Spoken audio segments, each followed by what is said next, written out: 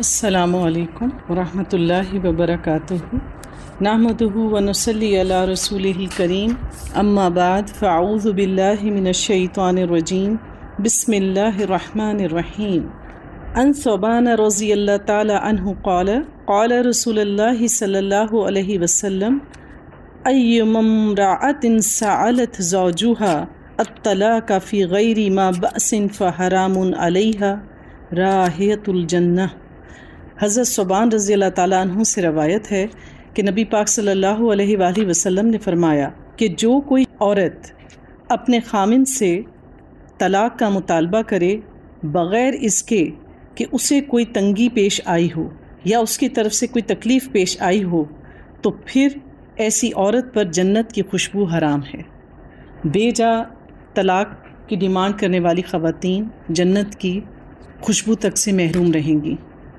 اللہ تعالی ہم سب کو اپنے ازواج کے ساتھ خوش اور مطمئن زندگی گزارنے کی توفیق عطا فرمائے اور چھوٹی موٹی باتوں کو ایک دوسرے کی محبت میں درگزر کرنے کی توفیق عطا فرمائے۔ 10واں پارہ۔ اعوذ باللہ من الشیطان الرجیم بسم اللہ الرحمن الرحیم وَاعْلَمُوا أَنَّمَا غَنِمْتُم مِّن شَيْءٍ فَأَنَّ لِلَّهِ خُمُسَهُ وَلِلرَّسُولِ وَلِذِي الْقُرْبَى وَالْيَتَامَى وَالْمَسَاكِينِ وَابْنِ السَّبِيلِ إِن كُنتُمْ آمنتم بِاللَّهِ وما أنزلنا على عبدنا يوم الفرقان يوم التقى الجمعان والله على كل شيء قدير۔ بسم اللہ الرحمن الرحیم۔ وَاعْلَمُوا أَنَّمَا غَنِمْتُم مِّن شَيْءٍ فَأَنَّ لِلَّهِ خُمُسُهُ وَلِلرَّسُولِ۔ جیسا کہ ہم نے 9ویں پارے میں پڑھا، سورہ انفال میں اللہ تعالیٰ نے مال غنیمت کے بارے میں احکامات نازل کیے۔ اس پارے میں بھی ہم جہاد اور مال غنیمت، قیدیوں اور ان سے متعلق دیگر معاملات کے بارے میں تفصیل سے پڑھیں گے۔ اور تمہیں معلوم ہو کہ جو کچھ مال غنیمت تم نے حاصل کیا اس کا 5واں حصہ اللہ اور اس کے رسول اور رشتہ داروں اور یتیموں اور مسکینوں اور مسافروں کے لیے ہے۔ دراصل اسلام سے پہلے مال غنیمت جو جنگوں کے بعد ہاتھ آیا کرتا تھا لشکروں کے، اس کو ایک جگہ اکٹھا کر دیا جاتا تھا، یعنی دین اسلام آنے سے پہلے پچھلی شریعتوں میں تو اس مال غنیمت کو ایک جگہ اکٹھا کر دیا جاتا، آسمان سے بجلی گرتی اور اس سارے مال کو ختم کر دیا کرتی تھی اور وہ مال کسی کو بھی تقسیم نہیں کیا جاتا تھا۔ اس مال غنیمت کی تقسیم کے بارے میں امام بخاری رضی اللہ تعالیٰ عنہ نے اپنی ایک کتاب میں لکھا کہ اپنی کتاب میں مال غنیمت کو 5 حصوں میں تقسیم کرنے کو ایمان کا حصہ قرار دیا ہے، یعنی جو بھی مال غنیمت دشمن سے ہاتھ میں آئے اس کو جو بھی شخص 5 حصوں میں تقسیم کرے گا جیسا کہ اللہ تعالیٰ نے اپنی کتاب میں تقسیم بتائی ہے تو وہ اس کے ایمان کا حصہ ہے، اور جو کوئی ایسے تقسیم نہیں کرے گا تو سمجھ لو کہ اس کا ایمان کامل نہیں ہے۔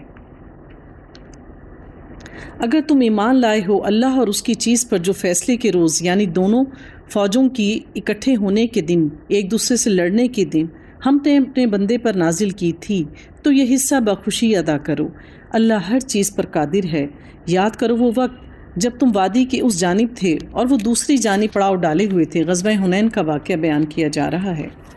اور قافلہ تم سے نیچے ساحل کی طرف تھا، اگر انہیں کہیں پہلے سے تمہارے اور ان کے درمیان مقابلے کی قرارداد ہو چکی ہوتی، یعنی کہ پہلے سے تمہارے درمیان جنگ کا کوئی معاہدہ ہوتا تو تم ضرور اس موقع پر پہلو تہی کر جاتے، یعنی اس غزوے سے بچنے کی کوشش کرتے، کیونکہ مسلمان جانی اور مالی طور پر اس وقت کمزور تھے۔ لیکن جو کچھ پیش آیا وہ اس لیے تھا کہ جس بات کا فیصلہ اللہ کر چکا تھا اسے ظہور میں لے آئے، تاکہ جسے ہلاک ہونا ہے وہ دلیل روشن کے ساتھ ہلاک ہو، اور جسے زندہ رہنا ہے وہ دلیل روشن کے ساتھ زندہ رہے۔ یقیناً خدا سننے اور جاننے والا ہے۔ بات دراصل یہ ہے کہ اس جنگ میں جو بات اللہ تعالیٰ ذکر کر رہے ہیں، بعض اوقات انسان کی زندگی میں ایسے معاملات پیش آ جاتے ہیں کہ انسان اس کے لیے پہلے سے ذہنی طور پر تیار نہیں ہوتا، لیکن جب وہ حالات ہماری زندگی میں سے ہو کے گزر جاتے ہیں تو پھر ہمیں اپنی آگے آنے والی زندگی میں اللہ تعالیٰ کی حکمت پتہ چلتی ہے۔ یعنی بعض اوقات انسان پر اللہ تعالیٰ غیر معمولی حالات ڈال کے اس کے حوصلے میں اور اس کی ہمت میں اضافہ کر رہا ہوتا ہے، تاکہ جو ذمہ داریاں آنے والے وقت پر اس پر ڈالی جائیں یا جو حالات اس کو آنے والی زندگی میں پیش آئیں گے، کیونکہ اللہ غیب کا علم جانتا ہے، اسے پتہ ہے کہ کل کیا ہونا ہے، اللہ تعالیٰ ایسے شخص کو اس وقت کے لیے پہلے سے تیار کرتے ہیں۔ تو یہی معاملہ اللہ تعالیٰ نے اس وقت مسلمانوں کے ساتھ کیا، اور اس سے مراد اہل قریش ہیں۔ چونکہ مسلمانوں سے بغیر طے کیے جنگ کے لیے وہ آ رہے تھے، اور مسلمانوں کا اور اہل قریش کا اس وقت تک جنگی کوئی معاہدہ نہیں تھا، اس لیے مسلمانوں کی اس کے بارے میں تیاری بھی نہیں تھی اور نہ اس کی اطلاع تھی۔ یعنی کہ یہ ایک ایسی جنگ تھی جس کے لیے مسلمان نہ تو تیار تھے اور نہ وہ ایسی کوئی جنگ فی الحال کرنا چاہتے تھے۔ پھر اللہ تعالیٰ فرماتے ہیں اِذَا يُرِيكَهُمُ اللَّهُ فِي مَنَامِكَ قَلِيلًا وَلَوْ أَرَاكَهُمْ كَثِيرًا لَفَشِلْتُمْ وَلَا تَنَازَعْتُمْ فِي الْأَمْرِ۔ اور یاد کرو وہ وقت جب کہ اے نبی خدا ان کو تمہارے خواب میں تھوڑا دکھا رہا تھا، اگر کہیں وہ تمہیں ان کی تعداد زیادہ دکھا دیتا تو ضرور تم لوگ ہمت ہار جاتے اور لڑائی کے معاملے میں جھگڑا شروع کر دیتے، لیکن اللہ ہی نے ان سے تمہیں بچایا، یقیناً وہ سینوں کے حال جانتا ہے۔ تو اللہ تعالیٰ کی مدد اپنے دین کے لیے اخلاص رکھنے والوں کے لیے ہمیشہ آتی رہی ہے۔ اس موقع پر بھی جب کہ مسلمان اس کے لیے تیار نہیں تھے تو اللہ تعالیٰ نے نبی پاک صلی اللہ علیہ وآلہ وسلم کو خواب میں ان کے لشکر کو چھوٹا دکھایا تاکہ ان کا حوصلہ نہ ٹوٹے۔ اور یاد کرو جب کہ مقابلے کے وقت خدا نے تم لوگوں کی نگاہ میں دشمنوں کو تھوڑا دکھایا اور ان کی نگاہوں میں تمہیں کم کر کے پیش کیا، تاکہ جو بات ہونی تھی اسے اللہ ظہور میں لے آئے، اور آخر کار سارا معاملہ اللہ ہی کی طرف سے ہے۔ یا ایھا الذین آمنوا اذا لقیتم فئۃ فاثبتوا واذکروا اللہ کثیرا لعلکم تفلحون۔ اے لوگو جو ایمان لائے ہو، جب کسی گروہ سے تمہارا مقابلہ ہو تو ثابت قدم رہو۔ تو زندگی میں تمام قسم کے معاملات انسان کی خواہشات اور سوچ کے مطابق پیش نہیں آتے، لیکن خاص طور پر اگر ہم اللہ کی رضا کے لیے کوئی کام کر رہے ہوں اور بظاہر انسان کو وہ کام مشکل نظر آئے اور قوت کم نظر آئے، اسباب کم نظر آئیں، تو ایسی صورت میں انسان کو اللہ پر توکل کرنا چاہیے اور ثابت قدم رہنا چاہیے، کیونکہ اس کی نیت سچی ہے۔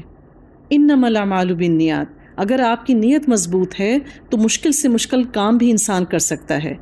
تو اگر ہم کامیاب لوگوں کی زندگی پہ نظر ڈالیں، یعنی دنیا میں جو لوگ کامیاب گزرے ہیں، انہوں نے بڑی بڑی فتوحات کی یا وہ زندگی کے مختلف حصوں میں کامیاب رہے ہیں، تو ہمیں ان کی شخصیت کا جو مشترک پہلو نظر آئے گا وہ ہے ثابت قدمی، یعنی ثابت قدم ہونا، ایک دفعہ فیصلہ کرنا، ارادہ کرنا، اور پھر جو موجودہ اسباب ہیں ان پر توکل کرتے ہوئے ان پر ڈٹ جانا انسان کو کامیابی کی طرف لے کے جاتا ہے۔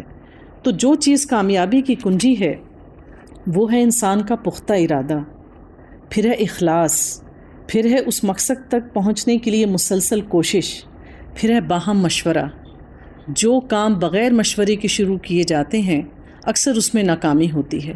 اللہ تعالیٰ نے باہم مشورہ کرنے میں برکت رکھی ہے، اور پھر مشورہ بھی ان لوگوں سے کیا جائے جس طرح کا آپ کام کرنے کا ارادہ رکھتے ہوں، یعنی جو لوگ اس فیلڈ میں اہلیت رکھتے ہوں، اس فیلڈ کا علم رکھتے ہوں، اور آپ کو وہ معاملہ درپیش ہو تو پھر اس سے متعلق لوگوں سے ہی مشورہ کرنا چاہیے۔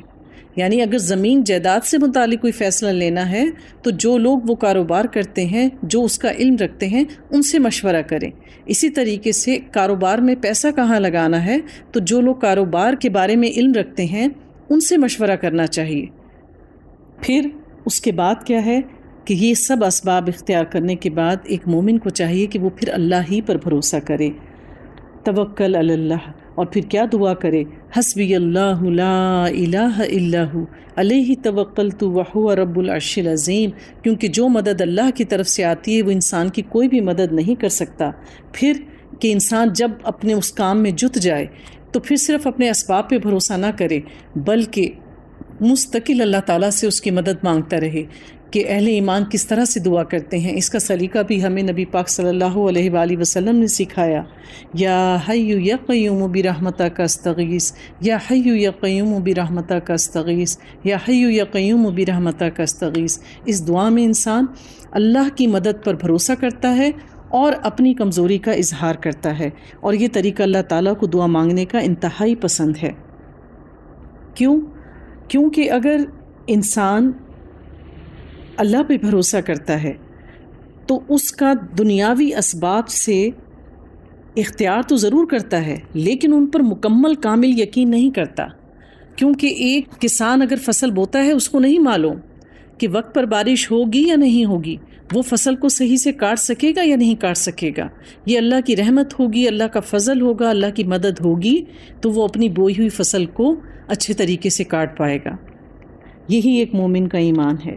وَأَطِیعُوا اللَّهَ وَرَسُولَهُ وَلَا تَنَازَعُوا فَتَفْشَلُوا وَتَذْهَبَ رِيحُكُمْ وَاصْبِرُوا۔ پھر اللہ تعالیٰ ایک اور تاکید کر رہے ہیں کہ اے لوگو، اللہ اور اس کے رسول کی اطاعت کرو اور آپس میں جھگڑو نہیں، ورنہ تمہارے اندر کمزوری پیدا ہو جائے گی اور تمہاری ہوا اکھڑ جائے گی۔ ہوا اکھڑنے کا مطلب کیا ہوتا ہے کہ روب چلا جائے گا۔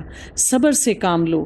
تو بات یہ ہے کہ اگر کسی خاندان کے، کسی گروہ کے، کسی ٹیم کے یا کسی ادارے کے لوگوں کے باہمی اختلافات ان کے دشمن لوگوں کے سامنے آ جائیں تو پھر لوگوں پر سے ان کا روب چلا جاتا ہے۔ تو دشمن پر اپنا روب قائم کرنے کے لیے آپس کا اتفاق اور اتحاد ضروری ہے، کیونکہ اگر لکڑیوں کا گٹھڑا کھول دیا جائے تو ایک ایک لکڑی کو توڑنا آسان ہوتا ہے، اور اگر انہی لکڑیوں کو اکٹھا کر کے گٹھا بنا دیا جائے تو پھر اس کو توڑنا جو ہے وہ دشمن کے لیے مشکل ہو جاتا ہے۔ تو اللہ تعالیٰ ہمیں اس دنیا میں رہنے اور کامیابی تک پہنچنے کے لیے تدابیر اور حکمت بھی سکھاتے ہیں، کیونکہ قرآن ایک حکمت والی کتاب ہے، تدبر کرنے والی کتاب ہے، اور ہمیں فرقان سکھاتی ہے، رشد و ہدایت ہمیں اسی سے نصیب ہوتی ہے۔ وَلَا تَكُونُوا كَالَّذِينَ خَرَجُوا مِن دِيَارِهِمْ بَطَرًا وَرِئَاءَ النَّاسِ وَيَصُدُّونَ عَن سَبِيلِ اللَّهِ، اور ان لوگوں کے سے رنگ ڈھنگ اختیار نہ کرو جو اپنے گھروں سے اتراتے اور لوگوں کو اپنی شان دکھاتے ہوئے نکلے۔ یعنی جب اہل مکہ جہاد کرنے کے لیے، جنگ کرنے کے لیے نکلتے تو پھر وہ اس میں ڈھول ڈھمکے بجاتے، تیار ہوتے، اور ان کے جو لشکر ہوتے تھے اس کے آگے خواتین ہوتی تھیں جو دف بجاتی جاتی تھیں اور مختلف قسم کے گیت گایا کرتی تھیں۔ تو اللہ تعالیٰ کیا کہہ رہے ہیں کہ جب تم اللہ کے دین کے لیے نکلو تو دشمنوں جیسے طریقے اختیار نہ کرو، منافقوں جیسے طریقے اختیار نہ کرو۔ نبی پاک نے فرمایا، جو شہرت کا طالب ہو اللہ قیامت کے دن اس کی شہرت لوگوں کو دکھا دے گا، کیونکہ وہ ریاکاری کیا کرتے تھے۔ تو جو بھی لوگ اس دنیا میں دکھاوے کی خاطر، شہرت کی خاطر، واہ واہ سمیٹنے کی خاطر خواہ کتنی ہی بڑی نیکی کریں، اللہ تعالیٰ قیامت کے دن اور اس دنیا میں بھی ان کا نام بھی بلند کر دے گا، اور قیامت کے دن ان کے کیے ہوئے کارنامے بھی سب کے سامنے بڑی بڑی اسکرینوں پہ نشر کر دیے جائیں گے۔ لیکن جب نامہ اعمال تولے جائیں گے تو ایسے لوگ نیکی کے پلڑوں میں ان اعمال کو نہیں پائیں گے، تو پھر وہ اللہ تعالیٰ سے سوال کریں گے کہ اے اللہ، ہم نے تو اتنے بڑے بڑے نیک کام کیے تھے۔ تو اللہ تعالیٰ فرمائے گا کہ لیکن تمہاری نیت مجھ سے اجر پانے کی نہیں تھی، تم تو دنیا میں اپنا نام بڑا کرنا چاہتے تھے کہ لوگ تمہارے نام سے تمہاری ان خوبیوں کو جوڑیں، اور تمہارے مرنے کے بعد دنیا میں لوگ اس نام سے تمہیں یاد کریں۔ تو دیکھ لو کہ میں نے دنیا میں تمہارا نام باقی رکھا، اور آج بھی میں تمہاری یہ نیکیاں نشر کر رہا ہوں۔ تو ہمیں ہر نیک کام کرتے ہوئے اپنی نیتوں کو خالص کرنا چاہیے تاکہ ہم آخرت میں جا کے اللہ تعالیٰ سے اس کا اجر پا سکیں۔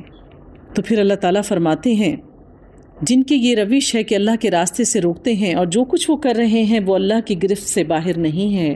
وَإِذْ زَيَّنَ لَهُمُ الشَّيْطَانُ أَعْمَالَهُمْ، ذرا خیال کرو اس وقت کا جب کہ شیطان نے ان لوگوں کی کرتوت، ان کے اعمال ان کی نگاہوں میں خوشنما بنا کر دکھائے تھے، اور ان سے کہا تھا کہ آج کوئی تم پر غالب نہیں آ سکتا، اور یہ کہ میں تمہارے ساتھ ہوں۔ یعنی شیطان جو ہے وہ انسان کے دلوں میں وسوسے ڈالتا ہے۔ شیطان نے مشرکین کے دل میں یہ وسوسہ ڈالا کہ ابھی تم تعداد میں زیادہ ہو، تمہارے پاس اسباب زیادہ ہیں، تو تمہارے لیے تو مشکل ہی نہیں کہ ان مٹھی بھر مسلمانوں کو ختم کر دو۔ شیطان نے ان کو اکسایا اس کام کے کرنے پر، اور پھر ان کے دلوں میں یہ بھی ڈالا کہ میں تمہارا ساتھ دوں گا۔ مگر جب دونوں گروہوں کا آمنا سامنا ہوا تو وہ الٹے پاؤں پھر گیا۔ کون پھر گیا؟ شیطان، اور کہنے لگا کہ میرا تمہارا ساتھ نہیں ہے۔ اور پھر کیا کہا اس نے کہ میں جو کچھ دیکھ رہا ہوں وہ تم لوگ نہیں دیکھ سکتے۔ اور پھر مزید کہا کہ انی اخاف اللہ واللہ شدید العقاب، اور اس نے پھر ان لوگوں سے کہا کہ بے شک میں خدا سے بہت ڈرتا ہوں اور خدا بڑی سزا پانے والا ہے، کیونکہ جن شیاطین جو ہیں وہ فرشتوں کو دیکھ سکتے ہیں۔ تو ابلیس نے بھی آسمان سے فرشتوں کو نازل ہوتے ہوئے دیکھ لیا تھا کہ اب اللہ کی مدد جو ہے ان مسلمانوں کے پاس آ رہی ہے۔ اور عقاب کا جو ذکر کیا، تو عقاب جو ہے وہ عقب کی جمع ہے۔ عقب کہتے ہیں عربی زبان میں ایڑی کو۔ ایڑی انسان کے پاؤں کے پیچھے ہوتی ہے، یعنی ایسی سزا جو کسی برے عمل کے نتیجے میں اللہ کی طرف سے آئے، وہ عقاب ہے۔ یعنی انسان کوئی گناہ کرے، ایسا عمل کرے جو اللہ کی حکم کے خلاف ہو، تو پھر اللہ کی پکڑ آتی ہے۔ تو اسی طرح اللہ تعالیٰ کیا کہتے ہیں کہ شیطان جو ہے وہ لوگوں کے دلوں میں مختلف قسم کے وسوسے ڈالتا ہے، اس کو وہ کام کروانے پر اکساتا ہے جو دراصل وہ خود ویسے عام حالات میں نہیں کرنا چاہتا، یا اللہ تعالیٰ کے حکم کے خلاف ہوتے ہیں۔ قیامت کے دن جب اللہ تعالیٰ ہم سب کو پیش کرے گا تو اللہ تعالیٰ لوگوں سے پوچھیں گے کہ تم نے یہ اعمال کیوں کیے؟ وہ کہیں گے اللہ تعالیٰ ہم نہیں کرنا چاہتے تھے، اس شیطان نے ہمیں دھوکے میں ڈالا، ہم اس کے پیچھے لگ گئے۔ تو پھر شیطان کہے گا کہ میں نے تو تمہیں صرف ایک آئیڈیا دیا تھا، تمہارے ذہن میں ایک خیال ڈالا تھا، میں نے ہاتھ پکڑ کر تم سے وہ کام نہیں کروایا تھا، فیصلہ تو تم نے خود لیا تھا۔ اس طرح سے شیطان اور شیطان جیسے تمام دوست اور ہمارے ارد گرد رہنے والے لوگ جو ہمیں گمراہی میں ڈالتے ہیں، وہ سب کے سب بری ذمہ ہو جائیں گے کہ ہم نے تم پر کوئی زبردستی تو نہیں کی تھی، جو کچھ کیا تم نے اپنی پسند سے کیا، اپنے پورے رضامندی کے ساتھ کیا۔ پھر اللہ تعالیٰ فرماتے ہیں جبکہ یہ منافقین اور وہ سب لوگ جن کے دلوں کو روگ لگا ہوا ہے، روگ کس کا؟ کہ وہ منافق ہیں، کہہ رہے تھے کہ ان لوگوں کو تو ان کے دین نے خبط میں مبتلا کر رکھا ہے۔ یعنی جو لوگ بھی دین پر چلتے ہیں لوگ ان کو بے وقوف سمجھتے ہیں۔ یعنی مشرکین مسلمانوں کا اس وقت مذاق اڑا رہے تھے کہ یہ تو اپنے نبی کی محبت میں، اللہ کی محبت میں خبطی ہو گئے ہیں، یعنی جو گراؤنڈ ریالٹیز ہیں ان کی طرف دیکھ ہی نہیں رہے، یعنی اپنی جان ہتھیلی پر لیے ہمارے سامنے آ گئے ہیں۔ حالانکہ اگر کوئی اللہ پر بھروسہ کرے تو یقیناً اللہ بڑا زبردست اور دانا ہے۔ کاش تم اس حالت کو دیکھ سکتے جبکہ فرشتے مکت و کافروں کی روحیں قبض کر رہے تھے، وہ ان کے چہروں اور ان کے کولوں پر ضربیں لگاتے تھے اور کہتے جاتے تھے کہ لو اب جلنے کی سزا بھگتو۔ ان آیات سے ہمیں پتہ چلتا ہے کہ جب کافروں کو موت آتی ہے تو پھر فرشتے ان کو باقاعدہ مارتے ہیں، ان کے چہروں پر، ان کے کولوں پر ان کو ضربیں لگاتے ہیں اور برے برے ناموں سے پکارتے ہیں۔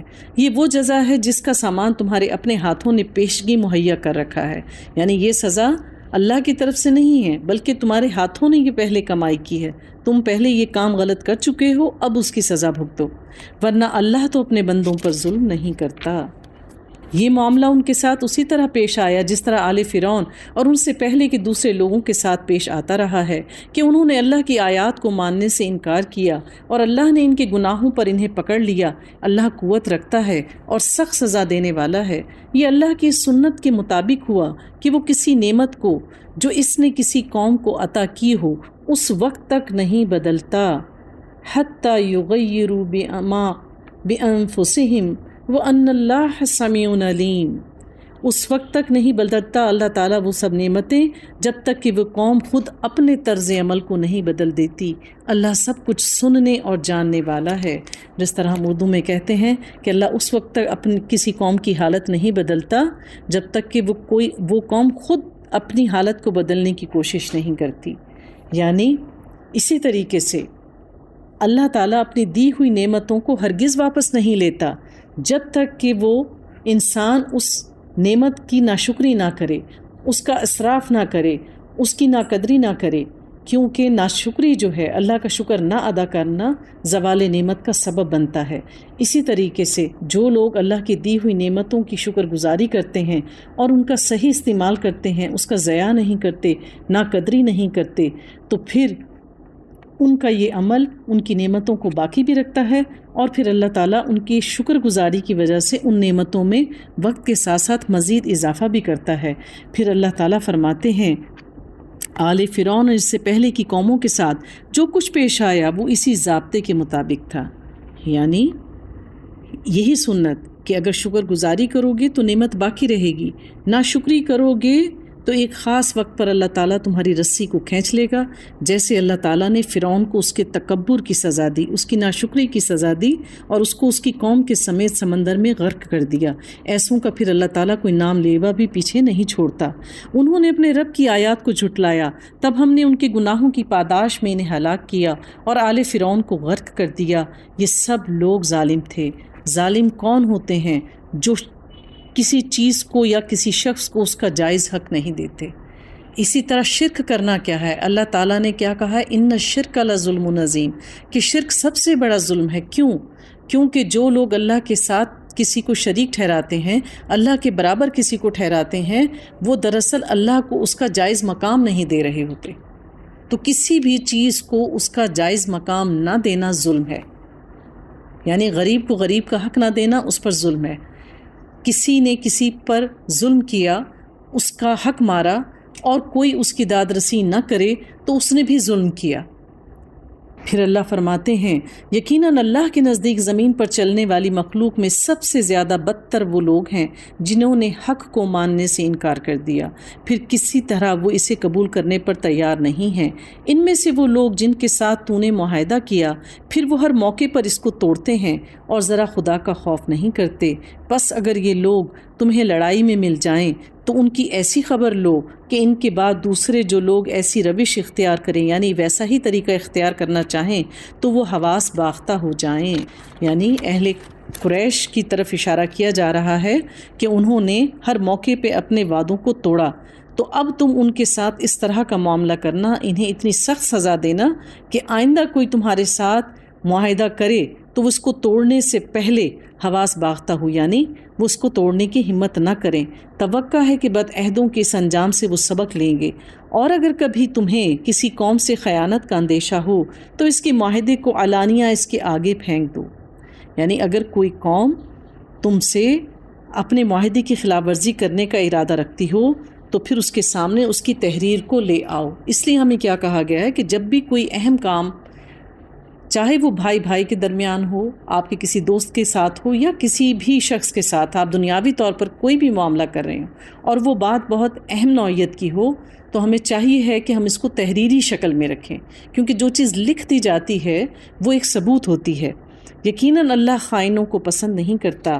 منکرین حق نے اس غلط فہمی میں نہ رہیں کہ وہ بازی لے گئے، یقیناً وہ ہم کو ہرا نہیں سکتے۔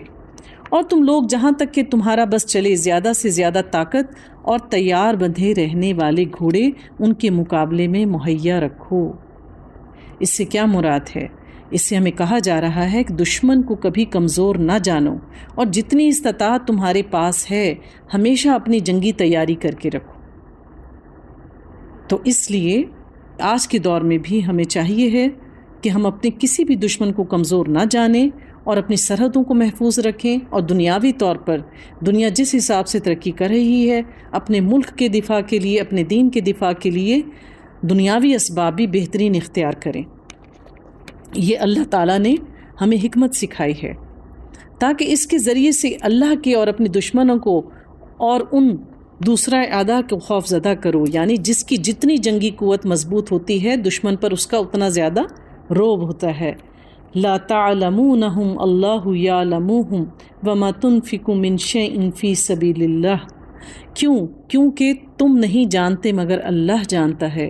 اللہ کی راہ میں جو کچھ تم خرچ کرو گے اس کا پورا پورا بدل تمہاری طرف پلٹا دیا جائے گا، اور تمہارے ساتھ ہرگز ظلم نہیں ہوگا۔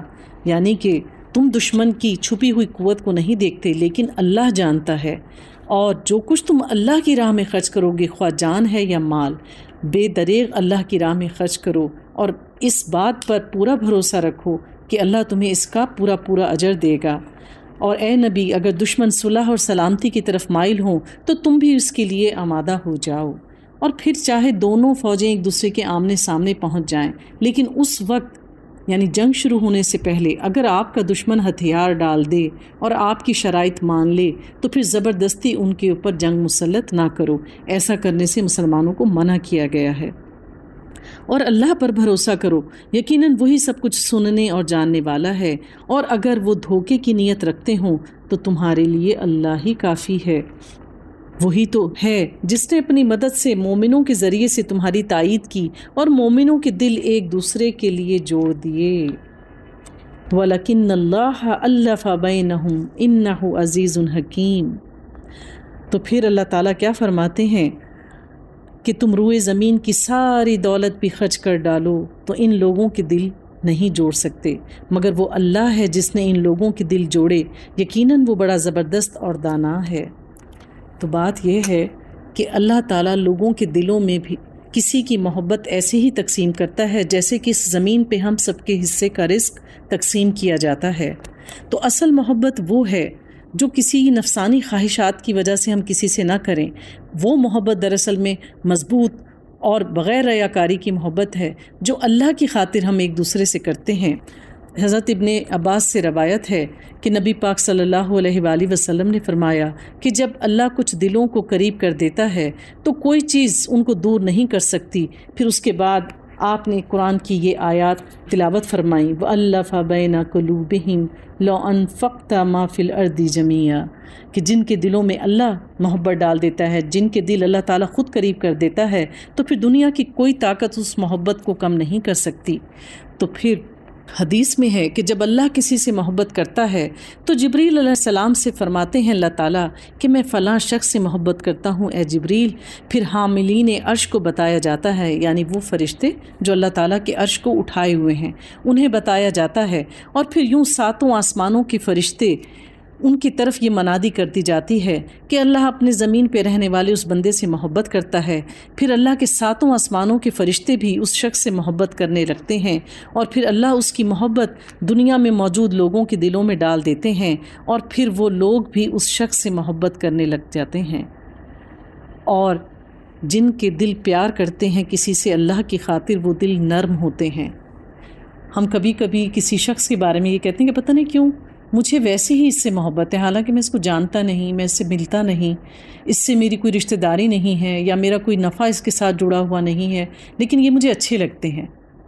تو دراصل ایسا اچھا لگنا اس لیے ہوتا ہے کہ اللہ تعالیٰ نے اس شخص کی محبت ہمارے دل میں ڈالی ہوتی ہے، ہم اللہ کی خاطر اس سے محبت کرتے ہیں۔ اے نبی مومنوں کو جنگ پر ابھارو، اگر تم میں سے 20 آدمی صابر ہوں تو وہ 200 پر غالب آئیں گے، یعنی ایک سچا مومن، تقوی والا مومن جو ہے وہ 20 ہوں تو 200 پر غالب آئیں گے، یعنی ایک مومن اور 10 کافر۔ اور اگر 100 آدمی ایسے ہوں تو منکرین حق میں سے 1000 آدمیوں پر بھاری ہوں گے، یعنی جو شخص تقوی پر ہو اور اللہ کی خاطر لڑے تو ایک مومن 10 پر بھاری ہے، کیونکہ وہ ایسے لوگ ہیں جو سمجھ نہیں رکھتے۔ اچھا اب اللہ نے تمہارا بوجھ ہلکا کیا اور اس سے معلوم ہوا کہ ابھی تم میں کمزوری ہے، پس اگر تم میں سے 100 آدمی صابر ہوں تو وہ 200 پر، اور 1000 آدمی ایسے ہوں تو 2000 پر اللہ کے حکم سے غالب آئیں گے، اور اللہ ان لوگوں کے ساتھ ہے جو صبر کرنے والے ہیں۔ ان اللہ مع الصابرین، تو یہ آیت ہم نے قرآن میں بارہا پڑھی ہے۔ تو صبر ایک بہترین کنجی ہے۔ اگر ہم مشکل وقت میں صبر کریں اور بے شک ہم کمزور ہوں لیکن ہمیں پتہ ہو کہ ہم حق پر ہیں، اور ہم اللہ کی راہ میں آنے والی مشکلات کو برداشت کریں، تو پھر جان لو کہ اللہ کی مدد ضرور آئے گی، اور جس کا ساتھی اللہ ہو اس کو دنیا میں سے کسی کی مدد کی ضرورت نہیں ہوتی۔ کسی نبی کے لیے یہ زیبا نہیں ہے کہ اس کے پاس قیدی ہوں جب تک کہ وہ زمین پر دشمنوں کو اچھی طرح کچل نہ دے۔ تم لوگ دنیا کے فائدے چاہتے ہو، حالانکہ اللہ کے پیش نظر تو آخرت کا فائدہ ہے۔ واللہ عزیز حکیم، اور اللہ غالب اور حکیم ہے۔ تو اس آیت میں اللہ تعالیٰ مسلمانوں کی توجہ غزوہ احد کے مال غنیمت کی طرف دلوا رہے ہیں کہ غزوہ احد میں تم نے سری غلطی کی، اللہ کے نبی نے تمہیں اپنی جگہیں چھوڑنے سے منع کیا تھا، لیکن کچھ لوگوں کے دلوں میں مال غنیمت کی محبت آ گئی، اور وہ مال غنیمت جمع کرنے کے لیے اپنے مورچوں سے ہٹ گئے، اور پھر انہوں نے اللہ کی پکڑ دیکھی کہ تمہیں ناکامی سے دوچار ہونا پڑا۔ اور اس کے ساتھ ساتھ یہ بھی بتایا جا رہا ہے کہ لوگوں کو غیر ضروری قیدی نہ بناؤ۔ کیوں؟ اگر اللہ کا نوشتہ پہلے نہ لکھا جا چکا ہوتا تو جو کچھ تم لوگوں نے لیا ہے اس کی پاداش میں تم کو بڑی سزا دی جاتی، پس جو کچھ تم نے مال حاصل کیا ہے اسے کھاؤ کہ وہ حلال اور پاک ہے، اور اللہ سے ڈرتے رہو، یقیناً اللہ درگزر کرنے والا اور رحم فرمانے والا ہے۔ یا ایھا النبی قل لمن فی ایدیکم من الاسری، اے نبی تم لوگوں کے قبضے میں جو قیدی ہیں ان سے کہو کہ اگر اللہ کو معلوم ہوا کہ تمہارے دلوں میں کچھ خیر ہے تو وہ تمہیں اس سے بڑھ چڑھ کر دے گا جو تم سے لیا گیا ہے، اور تمہاری خطائیں معاف کر دے گا، اللہ درگزر کرنے والا ہے اور رحم فرمانے والا ہے۔ لیکن اگر وہ تیرے ساتھ خیانت کا ارادہ رکھتے ہوں تو اس سے پہلے وہ اللہ کے ساتھ خیانت کر چکے ہیں۔ تو غزوہ حنین میں اللہ نے چونکہ فرشتوں کے ذریعے مسلمانوں کی مدد فرمائی اور مسلمانوں کو بہترین کامیابی نصیب ہوئی، مسلمانوں کے ہاتھ مال غنیمت بھی آیا اور بہت سارے لوگ قیدی ہو کر آئے۔ تو جنگوں میں جو قیدی ہو کر آتے تھے ان سے دو طرح کے فائدے لیے جاتے تھے جو کہ آج کل بھی لیے جاتے ہیں۔ ایک تو ان قیدیوں کو چھوڑنے کے بدلے اپنی شرائط منوائی جاتی ہیں، یا اگر پہلے سے دشمن کے پاس ہمارے قیدی ہوں تو پھر ان قیدیوں کے بدلے اپنے قیدی مانگے جاتے ہیں، یا پھر ان کے چھوڑنے کے لیے شرط رکھی جاتی ہے بھاری فدیے کی، بھاری جرمانہ لے کر ان کو چھوڑا جاتا ہے۔ تو جب غزوہ حنین میں کچھ لوگ قیدی ہو کر آئے اور مال غنیمت بھی ملا مسلمانوں کو، تو اس میں نبی پاک کے داماد حضرت ابن العاص بھی آئے تھے جو کہ حضرت زینب رضی اللہ تعالیٰ عنہ کے شوہر تھے۔ تو حضرت زینب نے مکہ سے اپنا ہار ان کے چھڑوانے کے لیے فدیے کے طور پر بھیجا۔ جب آپ نے فدیے کی چیزوں میں حضرت زینب کا ہار دیکھا تو آپ پہچان گئے، اور اپنی بیٹی کا ہار دیکھ کر آپ کی آنکھوں میں آنسو آ گئے۔ آپ نے صحابہ کرام سے پوچھا کہ کیا میں یہ ہار زینب کو واپس لوٹا سکتا ہوں؟ تو پھر آپ نے اس فیور کی وجہ سے اور باقی جو قیدی تھے ان کے ساتھ بھی نبی پاک صلی اللہ علیہ وآلہ وسلم نے نرمی کا معاملہ کیا باقی قیدیوں کے ساتھ، اور جو لوگ بھی قیدیوں میں سے تھے لیکن کوئی ان کو چھڑوانے کے لیے فدیہ ادا نہیں کر سکتا تھا تو آپ نے ان کو اس شرط پہ کہ تم 10 مسلمانوں کو لکھنا پڑھنا سکھاؤ تو ہم تمہیں رہا کر دیں گے، یوں آپ نے ان لوگوں کے ساتھ اس طرح کا معاملہ کیا۔ تو پھر اللہ تعالیٰ فرماتے ہیں ان الذین آمنوا وہاجروا وجاہدوا باموالہم وانفسہم فی سبیل اللہ والذین اووا ونصروا اولئک بعضهم اولیاء بعض، جن لوگوں نے ایمان قبول کیا اور ہجرت کی اور اللہ کی راہ میں اپنی جانیں لڑائیں اور اپنے مال کھپائے، اور جن لوگوں نے ہجرت کرنے والوں کو جگہ دی اور ان کی مدد کی۔ دو قسم کے لوگ، ایک وہ جنہوں نے مکہ سے نبی پاک صلی اللہ علیہ وآلہ وسلم کے ساتھ ہجرت کی، اپنی جانیں اللہ کی راہ میں قربان کی، اپنا مال چھوڑا، اپنے رشتہ دار چھوڑے، اور دوسرے وہ لوگ جنہوں نے ہجرت کر کے آنے والوں کو جگہ دی، پناہ دی، ان کی خاطر اپنا مال بانٹا، وہی دراصل ایک دوسرے کے ولی ہیں۔ رہے وہ لوگ جو ایمان لے کر آئے تھے مگر ہجرت کر کے دارالسلام میں آ نہیں گئے تو ان سے تمہاری ولایت کا کوئی تعلق نہیں۔ یعنی ان آیات میں وہ لوگ جنہوں نے نبی پاک کے ساتھ ہجرت کی، اسلام کی خاطر ہجرت کی، ان کو اللہ تعالیٰ خراج تحسین پیش کر رہے ہیں کہ وہ لوگ، ان کی قدر و منزلت اللہ کے ہاں بہت زیادہ ہے۔ اور پھر دوسرے وہ لوگ جنہوں نے ان کو پناہ دی، جب مہاجرین ہجرت کر کے آئے تو انصار نے انتہائی فراخ دلی کا مظاہرہ کیا، اپنے گھروں کے دروازے ان کے لیے کھول دیے، اور پھر اپنے مال میں سے آدھا مال اور زمین میں سے آدھی زمین ان کو دی۔ اور پھر حد تو یہ ہوئی کہ جن انصار کی 2 بیویاں تھیں انہوں نے کہا ان مومن مہاجرین کو جو کہ اپنی بیویوں کو چھوڑ آئے تھے یا جن کے ساتھ ان کی بیویاں نہیں تھیں کہ ہم اپنی ایک بیوی کو طلاق دیتے ہیں، تم ان کے ساتھ چاہو تو نکاح کر لو، کیونکہ نکاح کرنے کے لیے کسی عورت سے مہر ضروری تھا، اور وہ تو بالکل خالی ہاتھ آئے تھے، ان کے پاس مہر ادا کرنے کے لیے کوئی چیز نہ تھی، تو انہوں نے کہا کہ جو مہر ہم ان کو دے چکے ہیں اسی کے بدلے تم چاہو تو ان سے نکاح کر لو، اس سے بڑھ کر کوئی کسی کی خاطر کیا قربانی دے سکتا ہے۔ نبی پاک صلی اللہ علیہ وآلہ وسلم نے فرمایا کہ انصار سے محبت ایمان کا حصہ ہے۔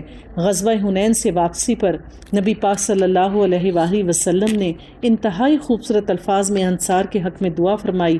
آپ نے فرمایا کہ اگر ہجرت نہ ہوتی، یعنی میں مکہ میں تھا تو اللہ نے مجھے ہجرت کروائی، اگر یہ ہجرت نہ ہوتی تو میں انصار میں سے ہوتا۔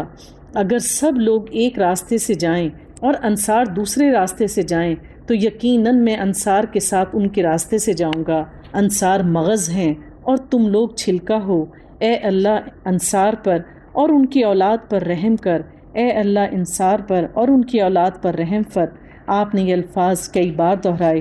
آپ کی یہ دعا سن کر انصار زاروں قطار رونے لگے۔ اس سے نبی پاک صلی اللہ علیہ وآلہ وسلم کے دل میں انصار کی محبت اور ان کی عزت کا پتہ چلتا ہے، اور اللہ بھی ایسے لوگوں کی قدر کرتا ہے جو اللہ کے رسول سے اور اللہ کے دین سے محبت کرنے والے ہیں۔ رہے وہ لوگ جو ایمان لے کر آئے مگر ہجرت کر کے نہیں آئے تو ان سے تمہاری ولایت کا کوئی تعلق نہیں، یعنی ایمان تو لائے تھے لیکن وہ لوگوں کے پریشر کی وجہ سے یا اپنے مال کی وجہ سے یا کسی اور وجہ سے انہوں نے اپنا گھر بار نہیں چھوڑا جب تک کہ وہ ہجرت کر کے نہ آ جائیں۔ ہاں اگر وہ دین کے معاملے میں تم سے مدد مانگیں تو ان کی مدد کرنا تم پر فرض ہے، لیکن کسی ایسی قوم کے خلاف نہیں جس سے تمہارا معاہدہ ہو۔ جو کچھ تم کرتے ہو اللہ اسے دیکھتا ہے، اور جو لوگ منکرین حق ہیں وہ ایک دوسرے کی حمایت کرتے ہیں۔ اگر تم یہ نہ کرو گے تو زمین میں فتنہ اور فساد برپا ہو جائے گا۔ ایک صحابی تھے، ان کو کسی مکہ کی عورت سے بہت زیادہ محبت تھی، انسیت تھی، لیکن وہ ایمان لے آئی اور نبی پاک صلی اللہ علیہ وآلہ وسلم کے ساتھ ہجرت کر گئی۔ تو ان صحابی نے بعد میں کہ وہ تو وہاں چلی گئیں تو مجھے بھی وہاں جا کر اس سے نکاح کرنا چاہیے، تو وہ پھر بعد میں ہجرت کر کر آ گئے اور اس سے شادی کر لی۔ تو اللہ تعالیٰ نے اس بات کو واضح کیا کہ جو اللہ کے دین کی خاطر ہجرت کریں گے انہیں ہی ہجرت کا اجر ملے گا، جو کسی اور مقصد کی خاطر ہجرت کرے گا اسے ہرگز ہجرت کا ثواب نہیں ملے گا۔ یعنی ہم جو بھی کوئی عمل کر رہے ہوتے ہیں اس کے پیچھے نیت کیا ہے، مقصد کیا ہے، ہمیں اس کے بدلے ثواب ملتا ہے، ورنہ تو یہ محض ایک چکر ہی تھا۔ اسی طریقے سے بعض صحابہ نے یہ کہ جب ہجرت ہو چکی تھی کہ اب اگر مدینہ سے مکہ جائیں گے یا مکہ سے مدینہ آئیں گے کسی اور سلسلے میں تو ہمیں بھی کیا ہجرت کا ثواب ملے گا؟ تو پھر اللہ تعالیٰ نے قرآن میں واضح کر دیا کہ یہ محض آنا جانا ہے کسی بھی مقصد کی خاطر، یہ ہجرت کا درجہ نہیں پا سکتے۔ والذین آمنوا وہاجروا وجاہدوا فی سبیل اللہ والذین اووا وناصروا اولئک ھم المؤمنون، جو لوگ ایمان لائے ہیں اور جنہوں نے اللہ کی راہ میں گھر بار چھوڑے اور جد و جہد کی اور جنہوں نے پناہ دی اور مدد کی، وہی سچے مومن ہیں، ان کی خطاؤں سے درگزر ہے اور بہترین رزق ہے۔ اور جو لوگ بعد میں ایمان لائے اور ہجرت کر کے آ گئے اور تمہارے ساتھ مل کر جد و جہد کرنے لگے وہ بھی تم ہی میں شامل ہیں، مگر اللہ کی کتاب میں خون کے رشتہ دار ایک دوسرے کے زیادہ حقدار ہیں، یقیناً اللہ ہر چیز کو جانتا ہے۔ سورۃ التوبہ۔ براءۃ من اللہ ورسولہ إلى الذين عاهدتم من المشركين فسيحوا في الأرض 4 أشهر واعلموا أنكم غير معجز الله وأن الله مخزي الكافرين۔ سورۃ التوبہ وہ صورت ہے جس کے شروع میں بسم اللہ نہیں پڑھی جاتی۔ حضرت علی نے فرمایا کہ بسم اللہ امان ہوتی ہے، یعنی وہ کام جو ہم بسم اللہ سے شروع کرتے ہیں اس میں اللہ کا رحم، اللہ کا فضل اور اللہ کی مدد شامل ہوتی ہے۔ تو اس میں چونکہ جہاد کا ذکر ہے اس لیے امان کا ذکر نہیں ہے، کیونکہ جنگ جو ہے وہ امن نہیں ہوتی، اس میں مسلمانوں کو جنگ کرنے کا حکم دیا گیا تھا، اس لیے اس کے شروع میں بسم اللہ نہیں کہی گئی۔ یہ واحد صورت ہے جس میں سب سے زیادہ توبہ کا ذکر کیا گیا ہے، یعنی تقریباً 16 بار توبہ کا ذکر ہے، اور اس کے بعد سورۃ البقرہ میں تقریباً 13 بار توبہ کا لفظ استعمال ہوا ہے۔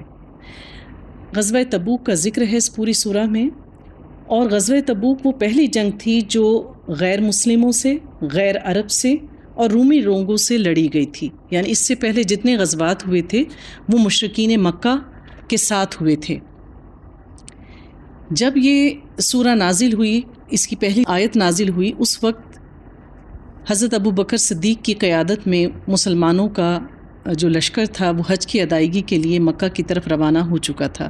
تو جب یہ آیات نازل ہوئیں جس میں جہاد کا حکم آ گیا تھا تو یہ بہت زیادہ اہمیت کا حامل تھا، تو نبی پاک صلی اللہ علیہ وآلہ وسلم نے اس کے نزول کے فوراً بعد حضرت علی رضی اللہ تعالیٰ عنہ کو یہ آیات دے کے مکہ روانہ کیا، اور پھر حضرت علی رضی اللہ تعالیٰ عنہ نے یہ آیات 10 ذی الحج کو پڑھ کر مومنین کو سنائیں۔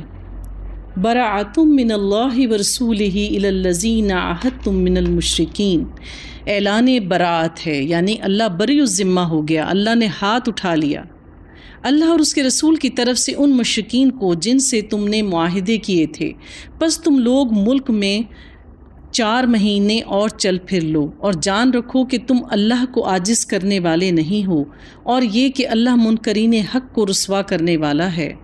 اطلاع عام ہے اللہ اور اس کے رسول کی طرف سے حج اکبر کے دن تمام لوگوں کے لیے اللہ مشرکین سے بری الذمہ ہے، یعنی اب کھلم کھلا اعلان جنگ کرنے، اور وہ لوگ جو اللہ کے دین میں داخل ہو جائیں ان کے لیے امان ہے، اور اس کے باوجود اگر کوئی لوگ شرک پہ رہیں گے تو اعلانیہ جنگ کا اعلان کر دو، یعنی اب ان سے جنگ ہی کرنی ہے، یا تو پھر دین باقی رہے گا اور فتنے سے اس وقت تک لڑا جائے گا جب تک کہ وہ فتنہ ختم نہ ہو جائے۔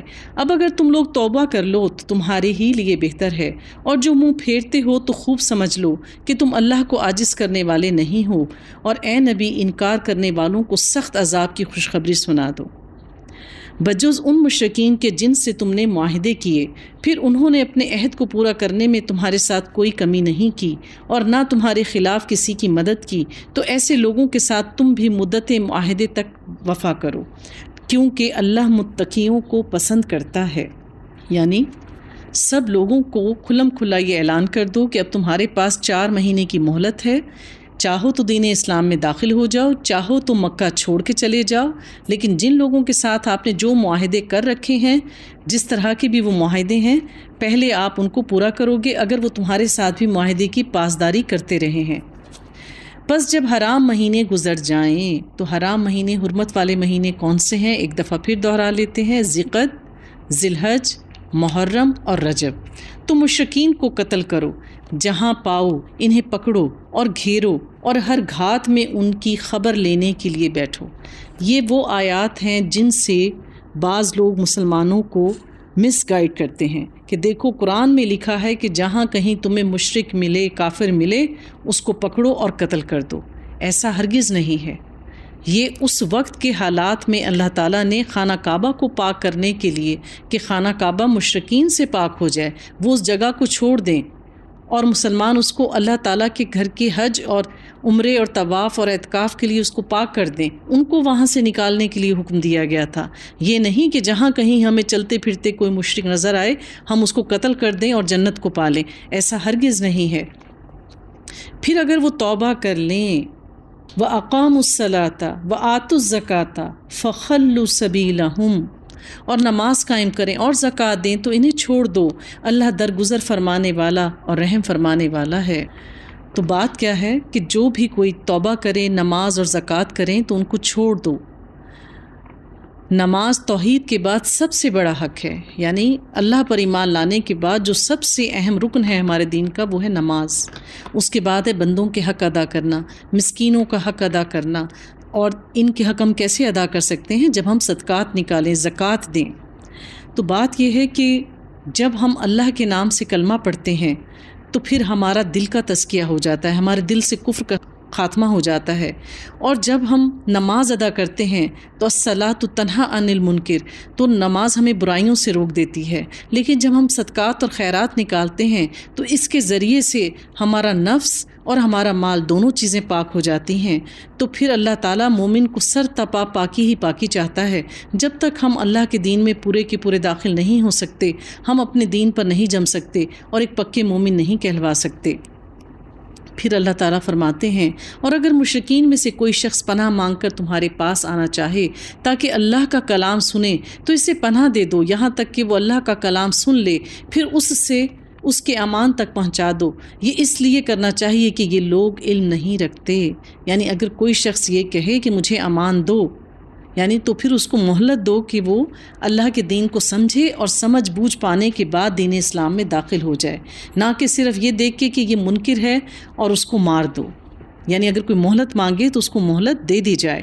پھر اللہ فرماتے ہیں، ان مشرکین کے لیے اللہ اور اس کے رسول کے نزدیک کوئی عہد آخر کیسے ہو سکتا ہے بجز ان لوگوں کے، یعنی سوائے ان لوگوں کے جن سے تم نے مسجد حرام کے پاس معاہدہ کیا تھا۔ صلح حدیبیہ کی بات ہو رہی ہے۔ تو جب تک وہ تمہارے ساتھ سیدھے رہیں تم بھی ان کے ساتھ سیدھے رہو، کیونکہ اللہ متقیوں کو پسند کرتا ہے۔ مگر ان کے سوا دوسرے مشرکین کے ساتھ کوئی عہد کیسے ہو سکتا ہے جبکہ ان کا حال یہ ہے کہ تم پر قابو پا جائیں تو نہ تمہارے معاملے میں کسی قرابت کا لحاظ کریں اور نہ کسی معاہدے کی ذمہ داری کا۔